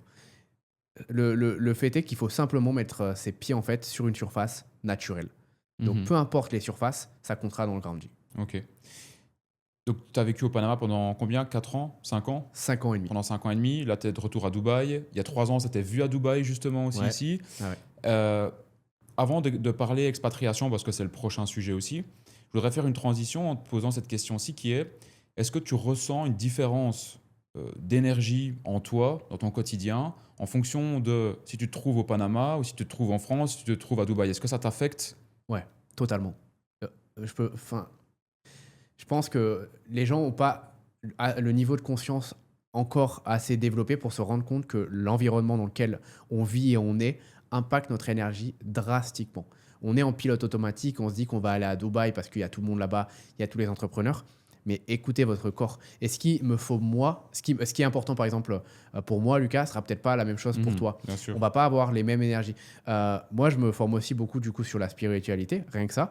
Enfin, quand je dis rien que ça, c'est-à-dire que rien que ça, en fait, ça peut changer sa vie de comprendre qu'il y a certaines personnes qui vont être mieux lorsqu'ils sont au niveau de la mer. T'en as d'autres qui vont mieux se sentir lorsqu'ils sont au niveau des montagnes, par exemple. Parce qu'on n'a pas les mêmes besoins. Moi, je suis quelqu'un qui a besoin, justement, parce que je suis toujours dans le futur, dans mes pensées, etc. J'ai besoin d'être sur le niveau de la mer. Mhm. Et si je ne le suis pas et que je suis en hauteur, oh là là, c'est terrible, tu vois, sur mon énergie. Donc il y a ça, puis après, bien sûr, il y a si on est sensible à la pollution ou pas, si on est sensible à l'air, à la chaleur, à l'altitude, avec mes problèmes de santé, au niveau de mes veines, si je suis en altitude trop haute, je ne peux pas bien me sentir. Parce qu'en fait, mes veines se rétrécissent et du coup, c'est encore pire pour mes problèmes. Mhm. Alors que là, en étant plus bas, parfait. Par contre, la chaleur me fait le même effet. Mhm. Donc, oui, je pense que l'énergie. Ouais. Donc, ça c'est des choses concrètes, mais après, il y a aussi l'énergie. Donc, Mhm. comment on se sent et ressent de manière spirituelle dans l'endroit où on vit. Mhm. Et c'est quoi la différence que tu ressens entre Panama et ici, du coup, toi, sur toi, est-ce que tu ressens qu'il y a vraiment un endroit qui est mieux que l'autre ou pas? Alors, forcément, à Panama, ça va être beaucoup plus naturel. Il va y avoir plus de nature, donc des jungles, des mers, des Caraïbes, etc. Donc, pour ça, c'est génial. J'ai pas assez. En fait, jusqu'à maintenant, Dubaï, pour moi, a toujours été terrible. C'est pour ça que j'étais pas expatrié. Je suis Mhm. venu, il me semble, 4 fois au total. Les 3 premières fois ont été terribles. Cette fois-ci, c'est la première fois où je me ressens bien. Je me dis, il y a peut-être quelque chose. Mhm. Et on commence à bien se voir justement là avec ma copine parce qu'on arrive à sentir une énergie un peu différente parce que notre style de vie est différent aussi ici à Dubaï comparé aux 3 premières fois où j'étais venu. Mhm. Mais de base, j'aurais tendance à te dire que pour ma part, Panama correspond mieux à mon énergie en tout cas. Mais là, je commence à bien me sentir aussi ici. Ok. Et pourquoi avoir fait ce potentiel choix, en fait, de quitter Panama pour venir t'installer à Dubaï? Je crois que c'est pas encore définitif, Non. mais du coup, pourquoi avoir, on va dire, ben, quand même bien bossé à Panama, avoir vécu là pendant quand même 5 ans, tu vois, être exposé aux rayons du soleil? Moi, j'ai été juste à côté au Costa Rica et je peux dire que c'est une partie du monde qui est quand même exceptionnelle pour ce, Exceptionnel. pour ce rythme-là, en fait. Moi, ce que Mhm. j'ai beaucoup aimé là-bas, c'est que tous les jours à 6h30, il fait noir. Ouais. Genre, tu vas te coucher plus tôt. En tout cas, moi, j'allais me coucher plus tôt à 10h, 10h30, alors qu'ici, je me couche à minuit, 1h Ouais. du matin en Europe aussi, tu vois. Mhm. Donc, en fait, tu es sur un rythme comme ça qui est bon. Et ce que j'ai vraiment kiffé aussi là-bas, c'est que tu es sur un fuseau horaire qui est différent de celui de la France, en fait. Donc, quand toi, tu bosses, ton équipe, elle te laisse tranquille. Et quand ton équipe bosse, tu les laisses tranquilles aussi. Donc, il n'y a pas d'interférence. Chacun avance sur ses missions. Et généralement, quand tu es connecté en même temps que ton équipe, il y a de la communication qui est là, mais qui est superflue, qui sert à rien. Et donc, moi, j'ai beaucoup aimé ça. Et puis aussi, tu es dans un pays où, en gros, tu es un peu tout seul. Moi, j'aime beaucoup ça. Tu vois, me retrouver dans mon coin, personne m'embête, je fais mes trucs, etc. Et finalement, donc toi, tu étais là-bas, je pense que tu as quand même bien aimé. Et te revoilà de retour à Dubaï. Du coup, c'est quoi la raison, en fait? Alors, déjà, c'est que j'ai la bougeotte. Voilà, on va pas le cacher. Moi, j'ai toujours eu la bougeotte. J'aime bien un peu voir tous les pays. C'est possible que dans pas longtemps, je parte si, par exemple, je me mets ici. Donc déjà, voilà, moi, j'aime bien. Même si maintenant, j'ai besoin de stabilité et je le ressens. Euh, Honnêtement, la raison, c'est que ça fait 5 ans que je suis à Panama. C'est comme si je ressentais que... Et parfois, c'est important. On parle d'énergie, on parle de feeling. Je pense que notre corps nous parle. Je pense que trop peu de personnes s'écoutent, corps et mental, et énergie. Et moi, absolument tout vibrait pour me dire que ma nouvelle aventure n'était plus à Panama. Et que à Panama, j'avais vraiment évolué, j'étais devenu une nouvelle personne. Et que le prochain step de mon évolution, c'était ailleurs. Notamment pour enfin fixer ces problèmes de santé définitivement. Et c'est comme si je sentais que j'allais pas réussir à le faire au Panama. J'ai subi une grosse opération là-bas avant de partir. Ça n'a pas tout changé malheureusement. Et après cette opération, je me suis dit que si cette opération ne changeait pas, j'allais voir ailleurs et j'allais explorer de nouveaux horizons. Donc ça a été beaucoup le feeling déjà de base. On n'a jamais décidé encore d'être à Dubaï et on s'est laissé le choix avec ma copine d'aller voir plusieurs pays. Donc on a fait la Géorgie, Mhm. on voulait faire Chypre aussi, parce que ce sont 2 pays avec des très bons impôts. Géorgie, on n'a pas du tout aimé. Enfin, on a aimé. Ok. On a aimé beaucoup pour y vivre, etc. Mais moi, j'ai eu beaucoup de mal avec les gens. Ok. C'est Voilà. comment là-bas, vite fait, pour savoir? En, J'ai jamais été, donc. en fait, le problème, c'est qu'il fait pas très souvent beau Ok. non plus. Donc moi, comparé à Panama, c'était ça qui était compliqué, enfin surtout en Amérique latine. Et c'était surtout les gens, en fait, où c'est des gens très froids, pas méchants, mais vraiment froids. Mhm. Et je me suis rendu compte que ça m'impactait. Moi qui aime bien justement parler avec tout le monde, les serveurs, les personnes dans les hôtels, etc. Là, j'avais pas l'occasion de le faire et je me renfermais un petit peu sur moi-même. Donc ça, pour moi, ça a été le plus dur. Mhm. Même si, pour une personne qui nous regarde, qui n'a pas encore beaucoup de budget, qui veut optimiser ses taxes et être focus au départ, c'est génial. Parce que là-bas, rien n'est cher, la nourriture n'est pas chère, les restaurants sont pas chers, la nourriture est très très bonne. Ok. Euh, Tu peux avoir des beaux apparts pour pas grand-chose. Donc c'est vraiment top. Ok. Et je trouve que c'est bien lorsqu'on commence, Mhm. Ou alors, du coup, ma copine a sa meilleure amie là-bas et donc son chéri, donc à cette fille, est un entrepreneur assez connu sur les réseaux sociaux. Lui, il adore là-bas et je comprends pourquoi, à 100%. C'est juste Ok. que personnellement, je m'y suis pas vu. Mhm. Donc, mais ça reste un très bon pays. On s'est dit qu'on allait faire Dubaï, Abu Dhabi aussi. Et si vraiment Dubaï, Abu Dhabi, on n'aimait pas, repartir vers Chypre. Et Chypre, c'était un petit peu la dernière chance, et sinon repartir au Panama. Donc rien n'est sûr au moment où je tourne cette vidéo. Ok. Mais on a un très bon feeling sur les Émirats, du coup. On se sent vraiment bien. Et je pense qu'on s'en sentirait potentiellement encore mieux à Abu Dhabi, parce Mhm. qu'on a un peu le même profil, toi et moi. Mhm. On aime bien être avec les gens. On aime bien nouer des relations, mais on aime aussi bien notre cocon, pas être sollicité tout le temps. Et je trouve que c'est un parfait juste milieu. Ouais. Là-bas. Et Abu Dhabi, du coup, t'es pas encore passé, hein, là. Non, je suis pas encore passé et tu me donneras plein de conseils, Ouais, ouais. conseils sur ça. Non, bah, vraiment, on en parlait justement avant le podcast, mais Dubaï, c'est génial. Tu as tous les entrepreneurs qui sont là. Tu peux vite networker, c'est top, mais il y a beaucoup de bruit. Ouais. Tu as quand même beaucoup de pollution aussi, mine Ouais, de rien. beaucoup. Beaucoup de trafic. Si tu veux, regarde-moi ici au podcast, je t'avais dit, viens, on se donne rendez-vous à 30. C'est moi qui suis arrivé en retard, je suis arrivé à 55. Pourtant, Alors que t'habites pas loin. j'habite à 800 mètres, mais je dois prendre un taxi parce qu'il fait trop chaud. Tu vois, Ouais, sinon, ouais, j'allais ouais, arriver tout transpirant, quoi. Ouais. Et je crois que j'ai mis 15-20 minutes pour arriver, quoi. Alors qu'à Abu Dhabi, ça c'est génial parce que les feux rouges, quand tu les vois, les routes, elles sont encore plus larges. Ouais. Et tu as 3 taxis, quoi. Il Ouais. n'y a pas grand monde et pourtant, beaucoup de gens vivent et c'est des expatriés qui vivent là. Ouais. Mais sur l'année, c'est des familles qu'à Dubaï, ça va vite, ça bouge vite, il y a du monde de partout. Donc moi, clairement, en fait, Dubaï, je trouve que c'est génial. Encore une fois, quand tu veux découvrir ce nouveau monde de business en ligne, mais Abu Dhabi pour la stabilité, tu veux une vie de famille, etc. Et C'est plus ça, même, ouais. c'est institutionnel, tu sens que c'est la capitale. Et comment dire, la richesse d'Abu Dhabi n'a rien à envier à Dubaï. Et puis, Dubaï a été créé par Abu Dhabi, en fait. Et donc, Abu Dhabi, tu vas dans des hôtels 5 étoiles, par exemple, là-bas. Là, littéralement, c'est des palaces à l'émirati, quoi, on va dire. Tu vois. Ouais. Ici, à Dubaï, c'est des beaux hôtels 5 étoiles, bien fat. Là-bas, c'est des gros palaces, très grands, avec beaucoup de place, beaucoup d'espace. Tout est beaucoup plus large, spacieux, et tu te sens encore plus à l'aise, en fait, on va Ok. dire, tu vois. Donc, moi, c'est vraiment mon avis entre les deux. Et c'est pour ça que moi, je préfère de loin Abu Dhabi. C'est paradoxal parce que là, je me trouve à Dubaï, mais je préfère vraiment Abu Dhabi que Dubaï, quoi. Euh, du coup, toi, là, Dubaï, tu as prévu de rester pour combien de temps? Alors là, du coup, on reste jusqu'à fin décembre, Ok. normalement. Puis on va Ouais. aussi tester à Abu Dhabi à ce moment-là. Et du coup, on va prendre nos décisions, mais on penche vraiment pour rester aux Émirats. Ok. Et moi, je rajoute sur quelque chose, du coup, que par exemple, tu m'as demandé pourquoi ici aussi, c'est que la santé est exceptionnelle. Ici. Alors au Panama, elle est géniale aussi. Dans tous les cas, désolé de dire ça, mais la santé en Europe est la pire. Mhm. Les gens pensent que quand tu pars et que tu t'expatries, tu vas revenir avec ta carte vitale, profiter du système français, mais pas du tout. Moi, je m'en éloigne. Si tu veux un rendez-vous avec vraiment fond. un expert, etc., ça va te prendre 3 mois. Ici, à Dubaï, le lendemain, j'avais rendez-vous avec un chirurgien des veines. C'est extrêmement rare d'en trouver. Ils m'ont pris en 2 secondes.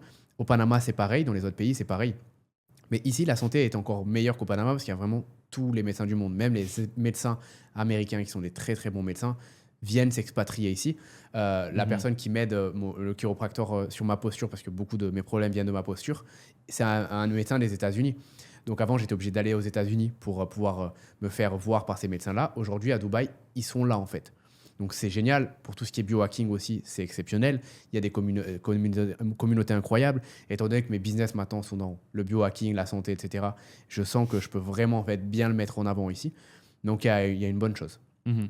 Et donc là, toi, tu as fait vraiment le switch, on va dire, du business en ligne, allez, plus e-commerce, agence, tout ce qui touche vraiment au marketing. Là, tu as décidé de prendre le switch justement de cette première phase d'entrepreneuriat-là Mhm. à vraiment, en fait, la phase d'entrepreneuriat où tu vas vraiment venir mettre au centre un problème que toi, tu as réussi à solutionner. Est-ce que tu peux Ouais. en dire plus justement? C'est quoi tes projets justement maintenant dans le biohacking, quoi? Ouais, on parle beaucoup du why, et moi je l'ai jamais compris.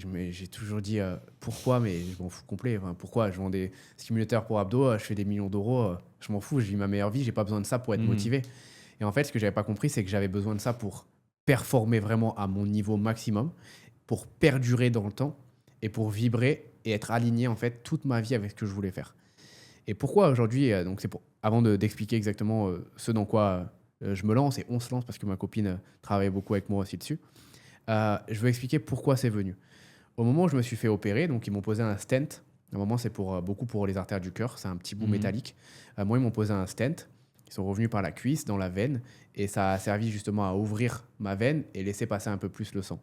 Donc, ils l'ont posé juste derrière l'oreille ici. Et à ce moment-là, en fait, j'ai fait une réaction très grave à la chirurgie et le soir même, j'ai cru que j'allais mourir. J'ai vraiment vu ma vie qui s'arrêtait, qui s'éteignait. Je voyais comme si ça s'arrêtait. J'étais calme. Je voyais ma copine au loin et je pense que si elle n'avait pas été là, il y aurait moyen que mon corps ait lâché. J'ai jamais, enfin, même si j'ai eu beaucoup de problèmes, beaucoup de crises, de symptômes, etc., j'ai jamais ressenti ça. Tous les médecins, et il y en avait 10 sur moi, pensaient que j'allais crever. Et donc, ça a été extrêmement dur. 2 jours après, je me réveille, je tire la langue et je vois que ma langue, elle penche à droite. Impossible de la mettre comme ça. Impossible. Symptôme numéro 1 d'un AVC. Boum, on va aux urgences. Sachant que ça faisait 3-4 jours déjà que j'avais cette langue comme ça. J'ai attendu 3-4 jours avant d'y aller. Je me suis dit, mais non, elle va revenir, j'essaie de la remettre et tout. Impossible. J'arrive, les infirmiers qui me sautent dessus. Mais monsieur, vous êtes fou. Genre, pourquoi vous avez attendu aussi longtemps? Ça peut être irréversible. Vous êtes probablement en train de faire un AVC, etc. Mhm. Moi, je ne savais pas. Ils m'ont fait faire plein de soins et tout. Et j'étais dans cette salle d'urgence.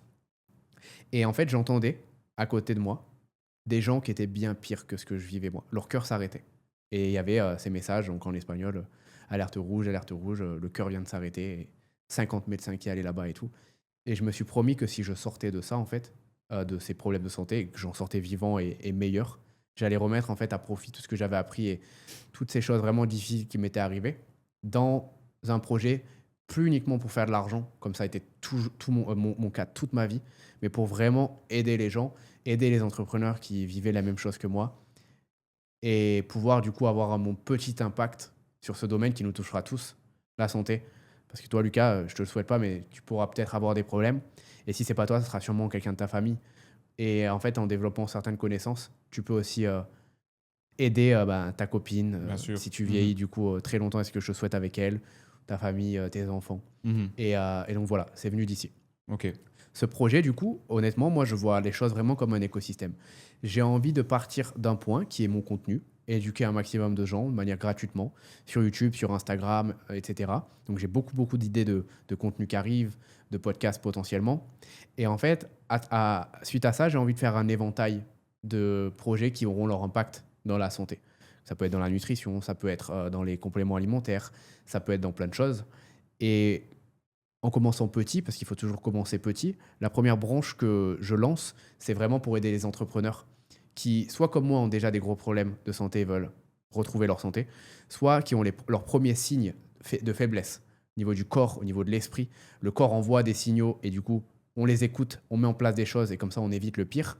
Ou soit les entrepreneurs qui veulent simplement optimiser leur santé, qui ont conscience de tout ça, qui veulent vivre plus longtemps, en meilleure santé, être plus productifs, plus performants, plus intelligents et vivre une vie en fait avec moins de symptômes qu'on Mhm. pense aujourd'hui normaux alors qu'ils ne le sont pas du tout. Et accompagner du coup ces personnes avec mes protocoles, avec mes routines que j'ai mis en place, les suivre et leur permettre de connaître Mhm. des avant-après. Chose qu'en fait j'ai déjà fait aujourd'hui, je faisais déjà gratuitement. Ma copine, lorsqu'elle est arrivée et qu'elle a emménagé avec moi en janvier, nous sommes aujourd'hui en septembre, elle buvait beaucoup de coca avant, beaucoup de soda, mangeait McDo très souvent. Et en fait, elle a commencé à mettre en place ses protocoles, sa vie a changé. Parce qu'elle a suivi un peu le lifestyle que j'avais. Des amis à moi qui m'ont demandé simplement comme ça de leur envoyer ma diète gratuitement, parce que du coup, j'avais rien à vendre et je voulais pas vendre quelque chose. À ce moment-là, c'était pas dans mes projets. On suivi cette diète et en un mois, mon pote m'appelle, Adam, j'ai perdu 12 kilos en un mois. Ça a changé ma vie. Je me sens plus focus, plus concentré. J'ai tellement plus de libido. Avec ma copine, ça n'a jamais été aussi bien. Mentalement, je me sens bien, etc. Et me dire qu'en fait, c'est vrai que ça peut avoir un impact énorme parce que n'importe quelle personne qui met en place ce genre de choses change sa vie. Mhm.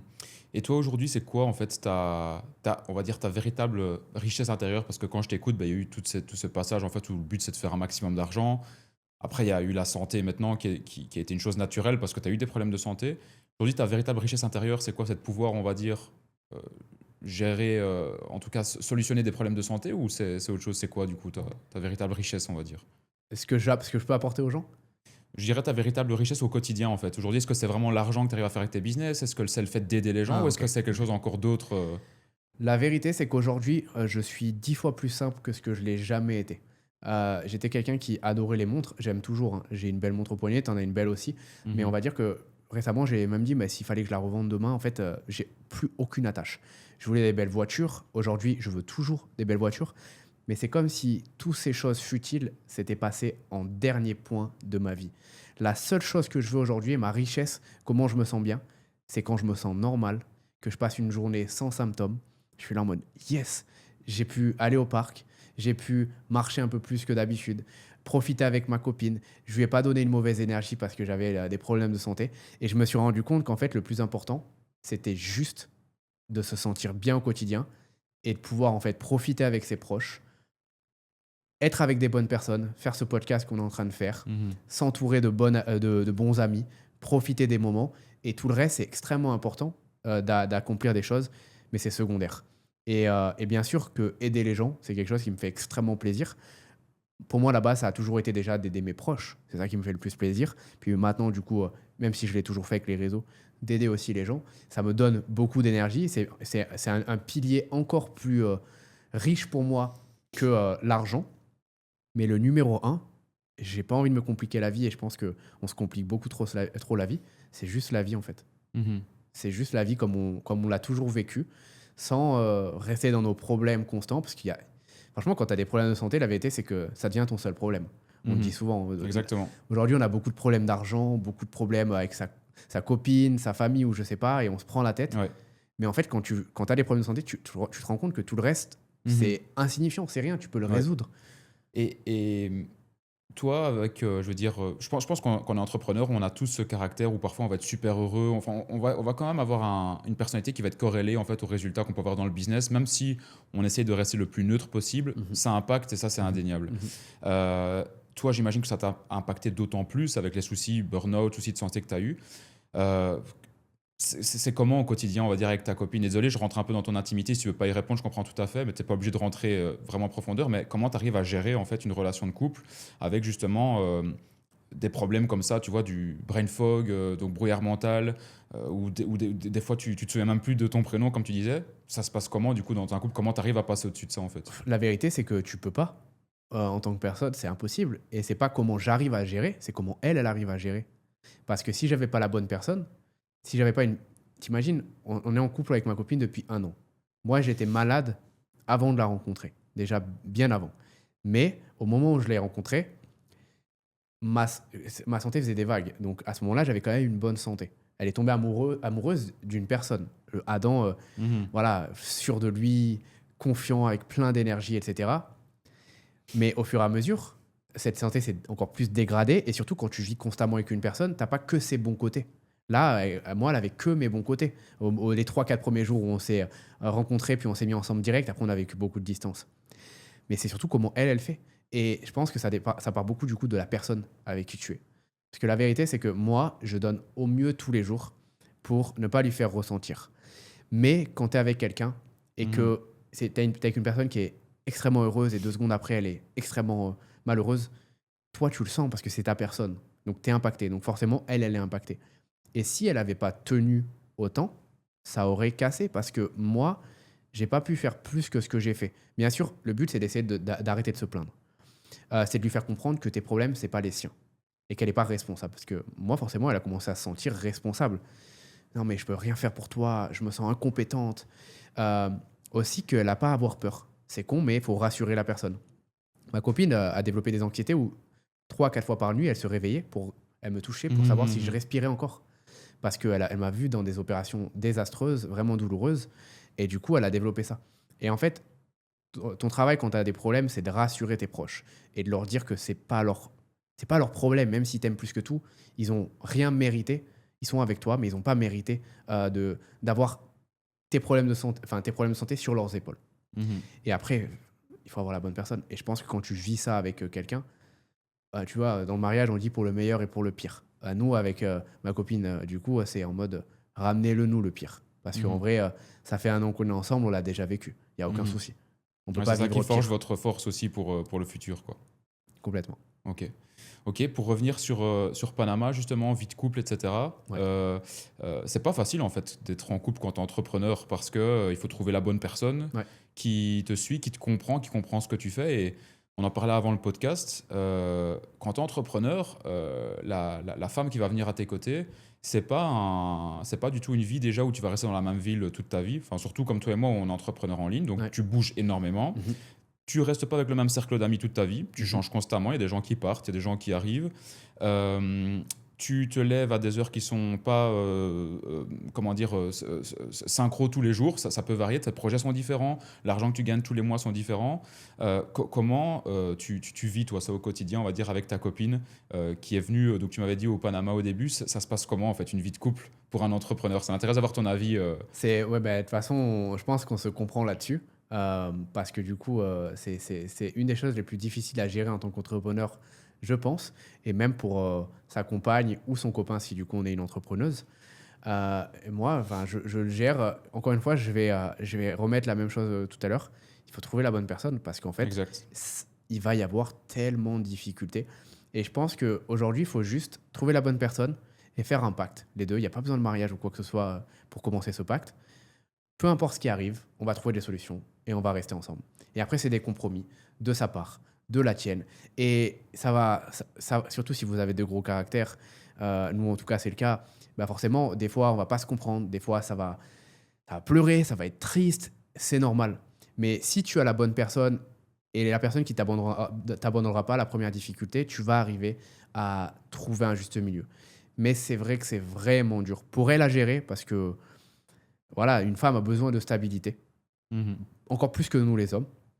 Et pour nous à gérer, parce que si on voit notre copine malheureuse, en tant qu'homme, quand tu es vraiment un homme vraiment masculin, tu ressens en fait ce malheur comme le tien.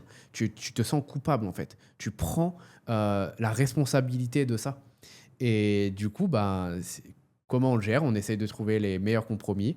Ça se fait avec le temps, donc ça prend longtemps.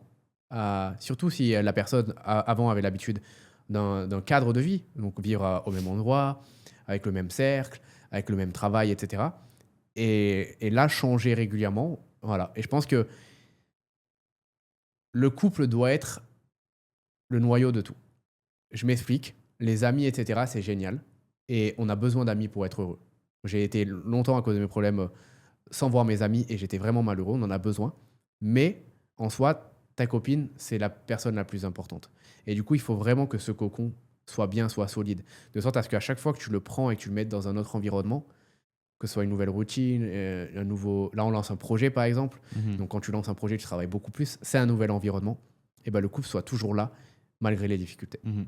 Ouais, je suis 100% d'accord avec toi. Et moi, vraiment, pour le coup, c'est clair que c'est pas facile. Tu es en couple, tu es entrepreneur, il y a des hauts, il y a des bas. Il faut trouver la bonne personne qui est prête à te suivre, qui est prête à faire des concessions Mhm. aussi, mine de rien, parce que c'est une vie qui est totalement différente où, comme je disais, tu bouges beaucoup, tu vois parfois pas ta famille pendant longtemps, pas tes potes pendant longtemps non plus.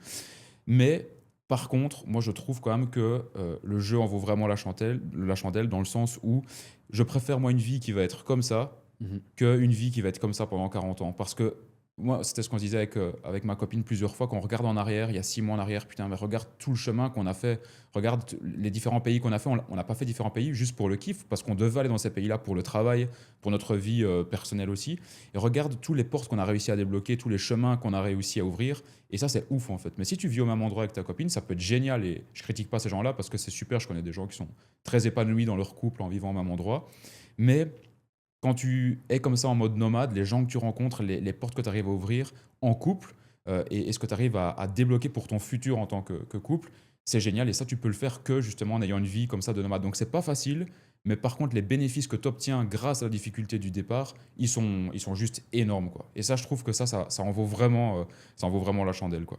Totalement. Puis même l'évolution que ça vous donne en tant que personne individuellement, toi, Mhm. Lucas, et ta copine.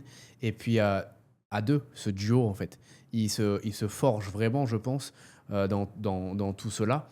Bien plus que, on dit souvent, en fait, que certains couples, quand ils commencent à habiter ensemble, ils vont se séparer. C'est là où on va justement voir des premiers désaccords, etc. Ou alors à l'arrivée d'enfants, on dit beaucoup.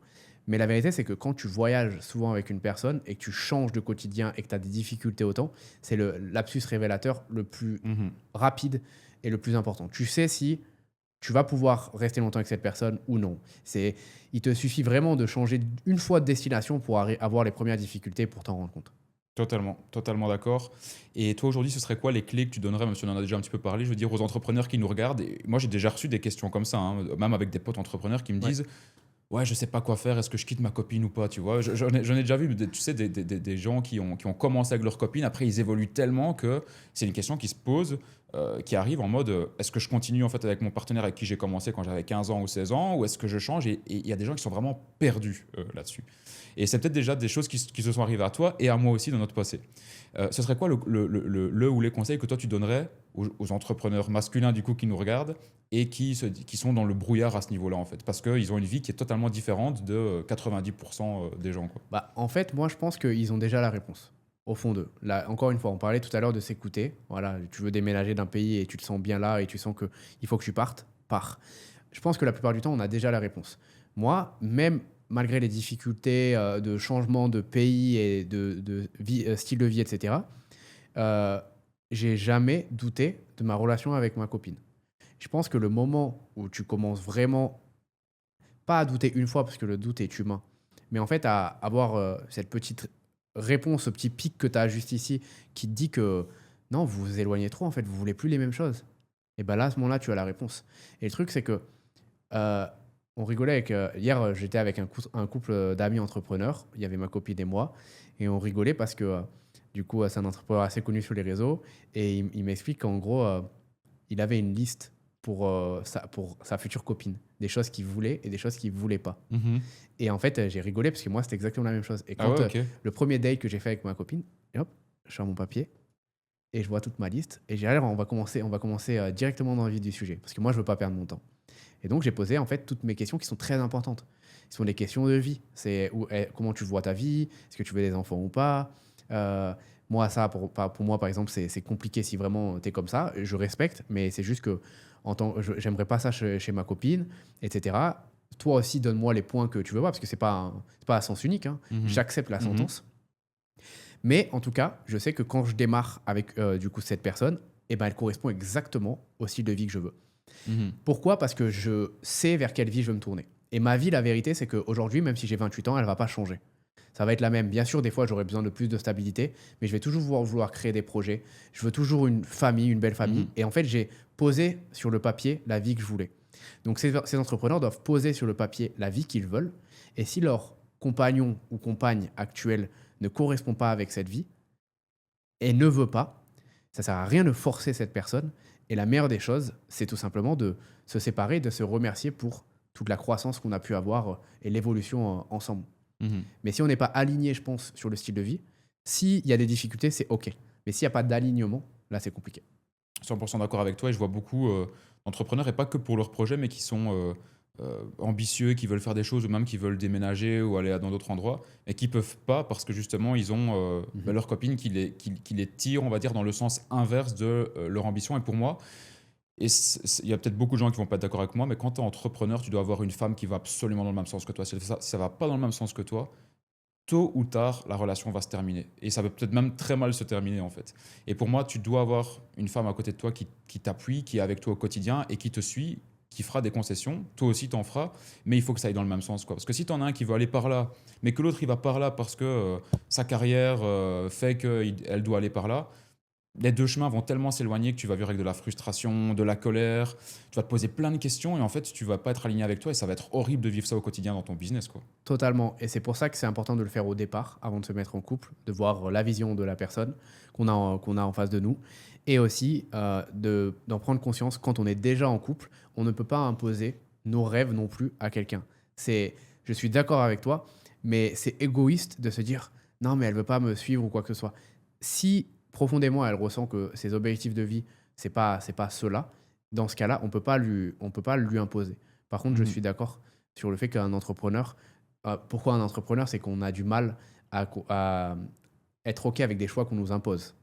C'est pour ça qu'on est entrepreneur. Donc, quand le choix, c'est de ne pas vivre là où on souhaite, c'est compliqué. Tout en respectant toujours sa compagne. Moi, j'ai des amis entrepreneurs, par exemple, qui sont au Panama, qui sont en couple depuis très longtemps, et leur compagne ne s'y plaît plus ou ne s'y est jamais vraiment plus, mais il y a un compromis qui est fait. Ok, tu veux qu'on aille où? On regarde et on trouve un endroit dans lequel on va être bien tous les deux. On retourne pas en France parce qu'on n'a pas envie. Moi, j'ai vraiment pas envie.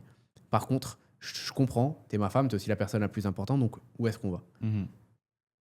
Ouais.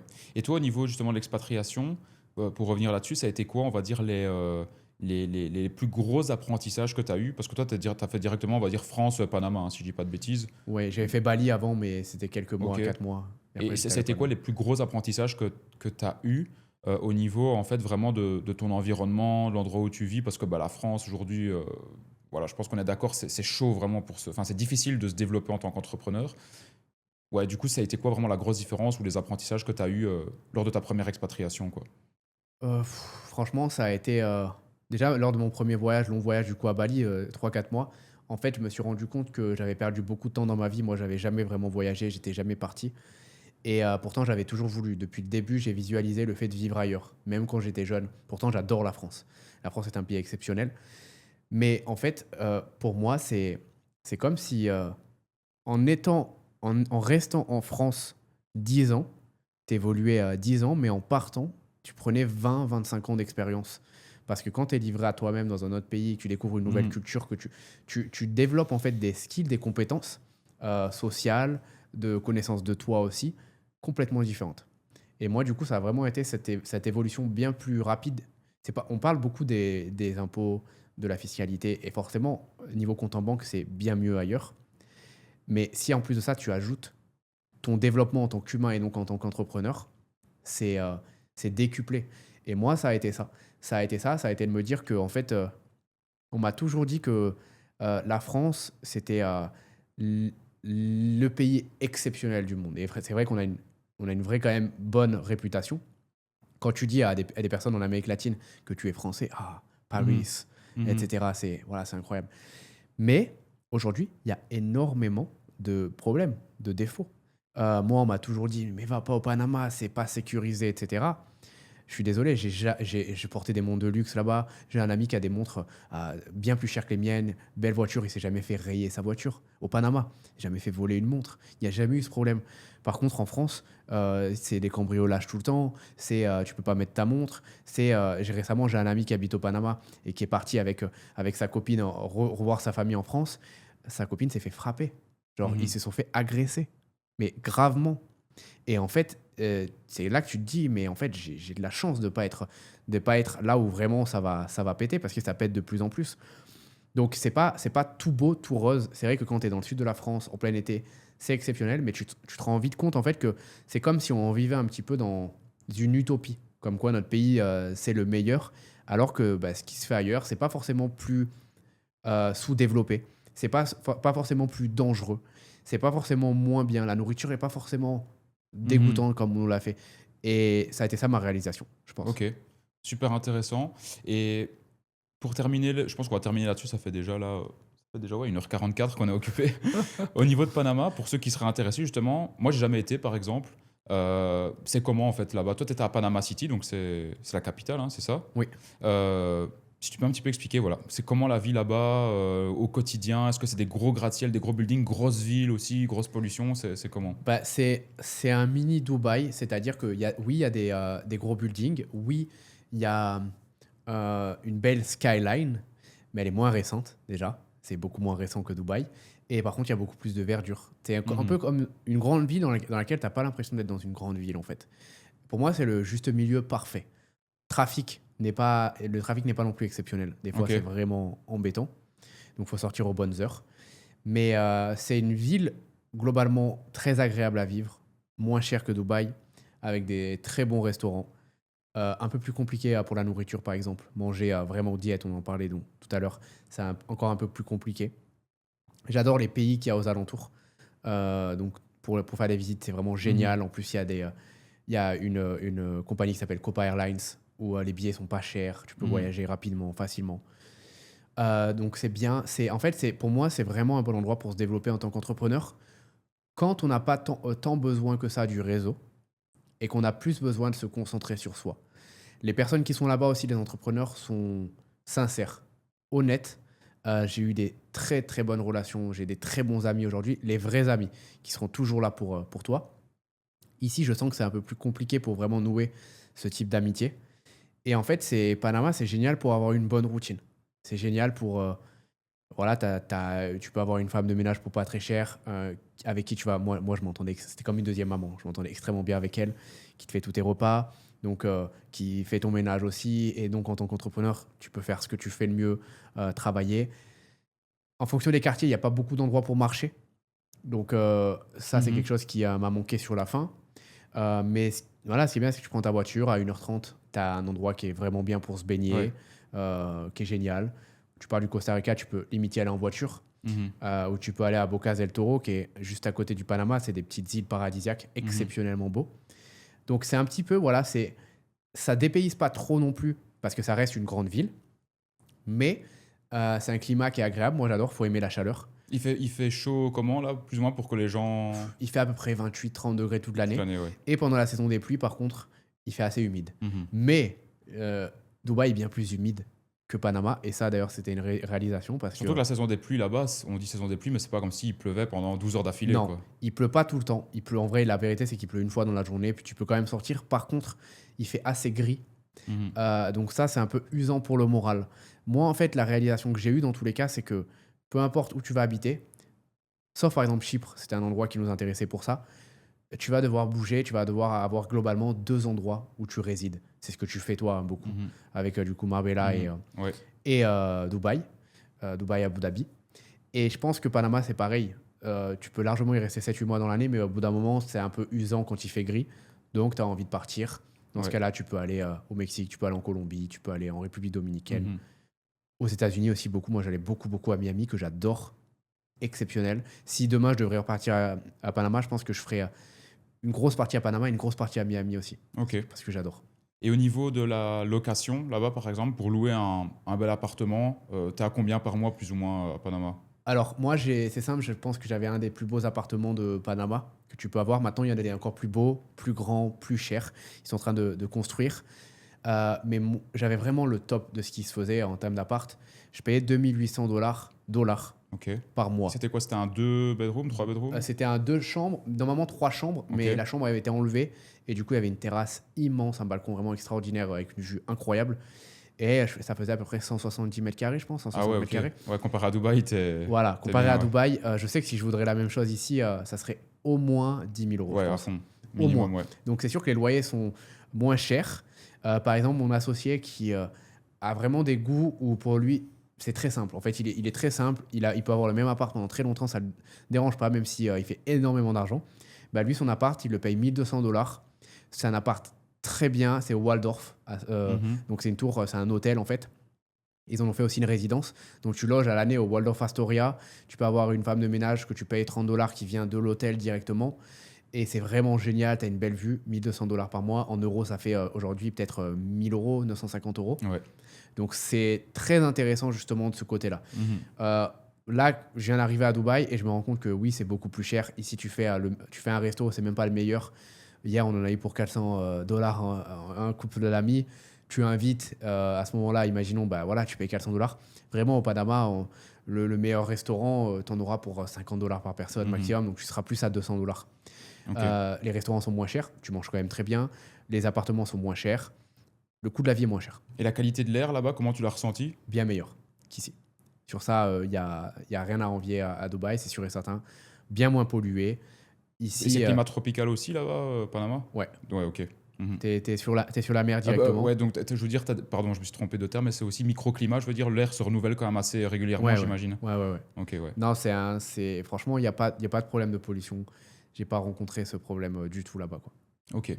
Parfait. Bah, écoute, franchement, top podcast. J'ai Ouais. vraiment kiffé t'écouter, tes explications, les informations que tu as données, etc. Je pense que ça peut et ça va vraiment toucher beaucoup de monde qui vont peut-être se reconnaître dans ce que tu as expliqué, etc.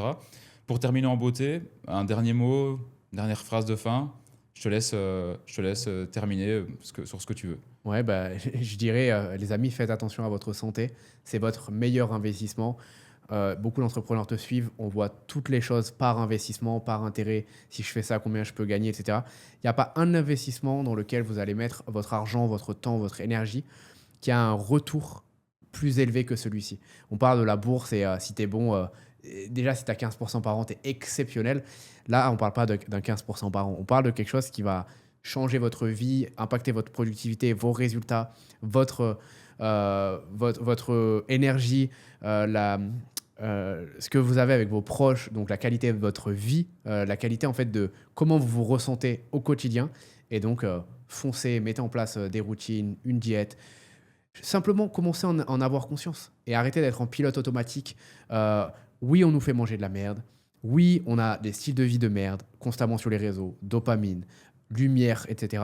Juste prenez conscience de la société dans laquelle on vit et essayez de vous armer en fait d'outils qui peuvent permettre de parer à tout ça et de vous protéger. Parfait. Bah, écoute, merci Adam pour ce podcast. Encore une fois, Merci c'était un à toi plaisir. pour Merci l'invite. pour ces Vraiment. derniers mots aussi. J'espère que tout le monde a kiffé, en tout cas. Et de toute façon, on mettra aussi, je crois que tu as un nouvel Insta aussi, Biohacking. Nouvelle Insta et nouvelle chaîne YouTube. Ouais. Ok, dans la description, comme ça les gens pourront venir te suivre sur ces différents réseaux sociaux-là. Donc merci à tous de nous avoir regardés. Merci pour l'invitation, Lucas. C'était génial. Avec plaisir et Et au à très revoir à bientôt. tous. Ciao.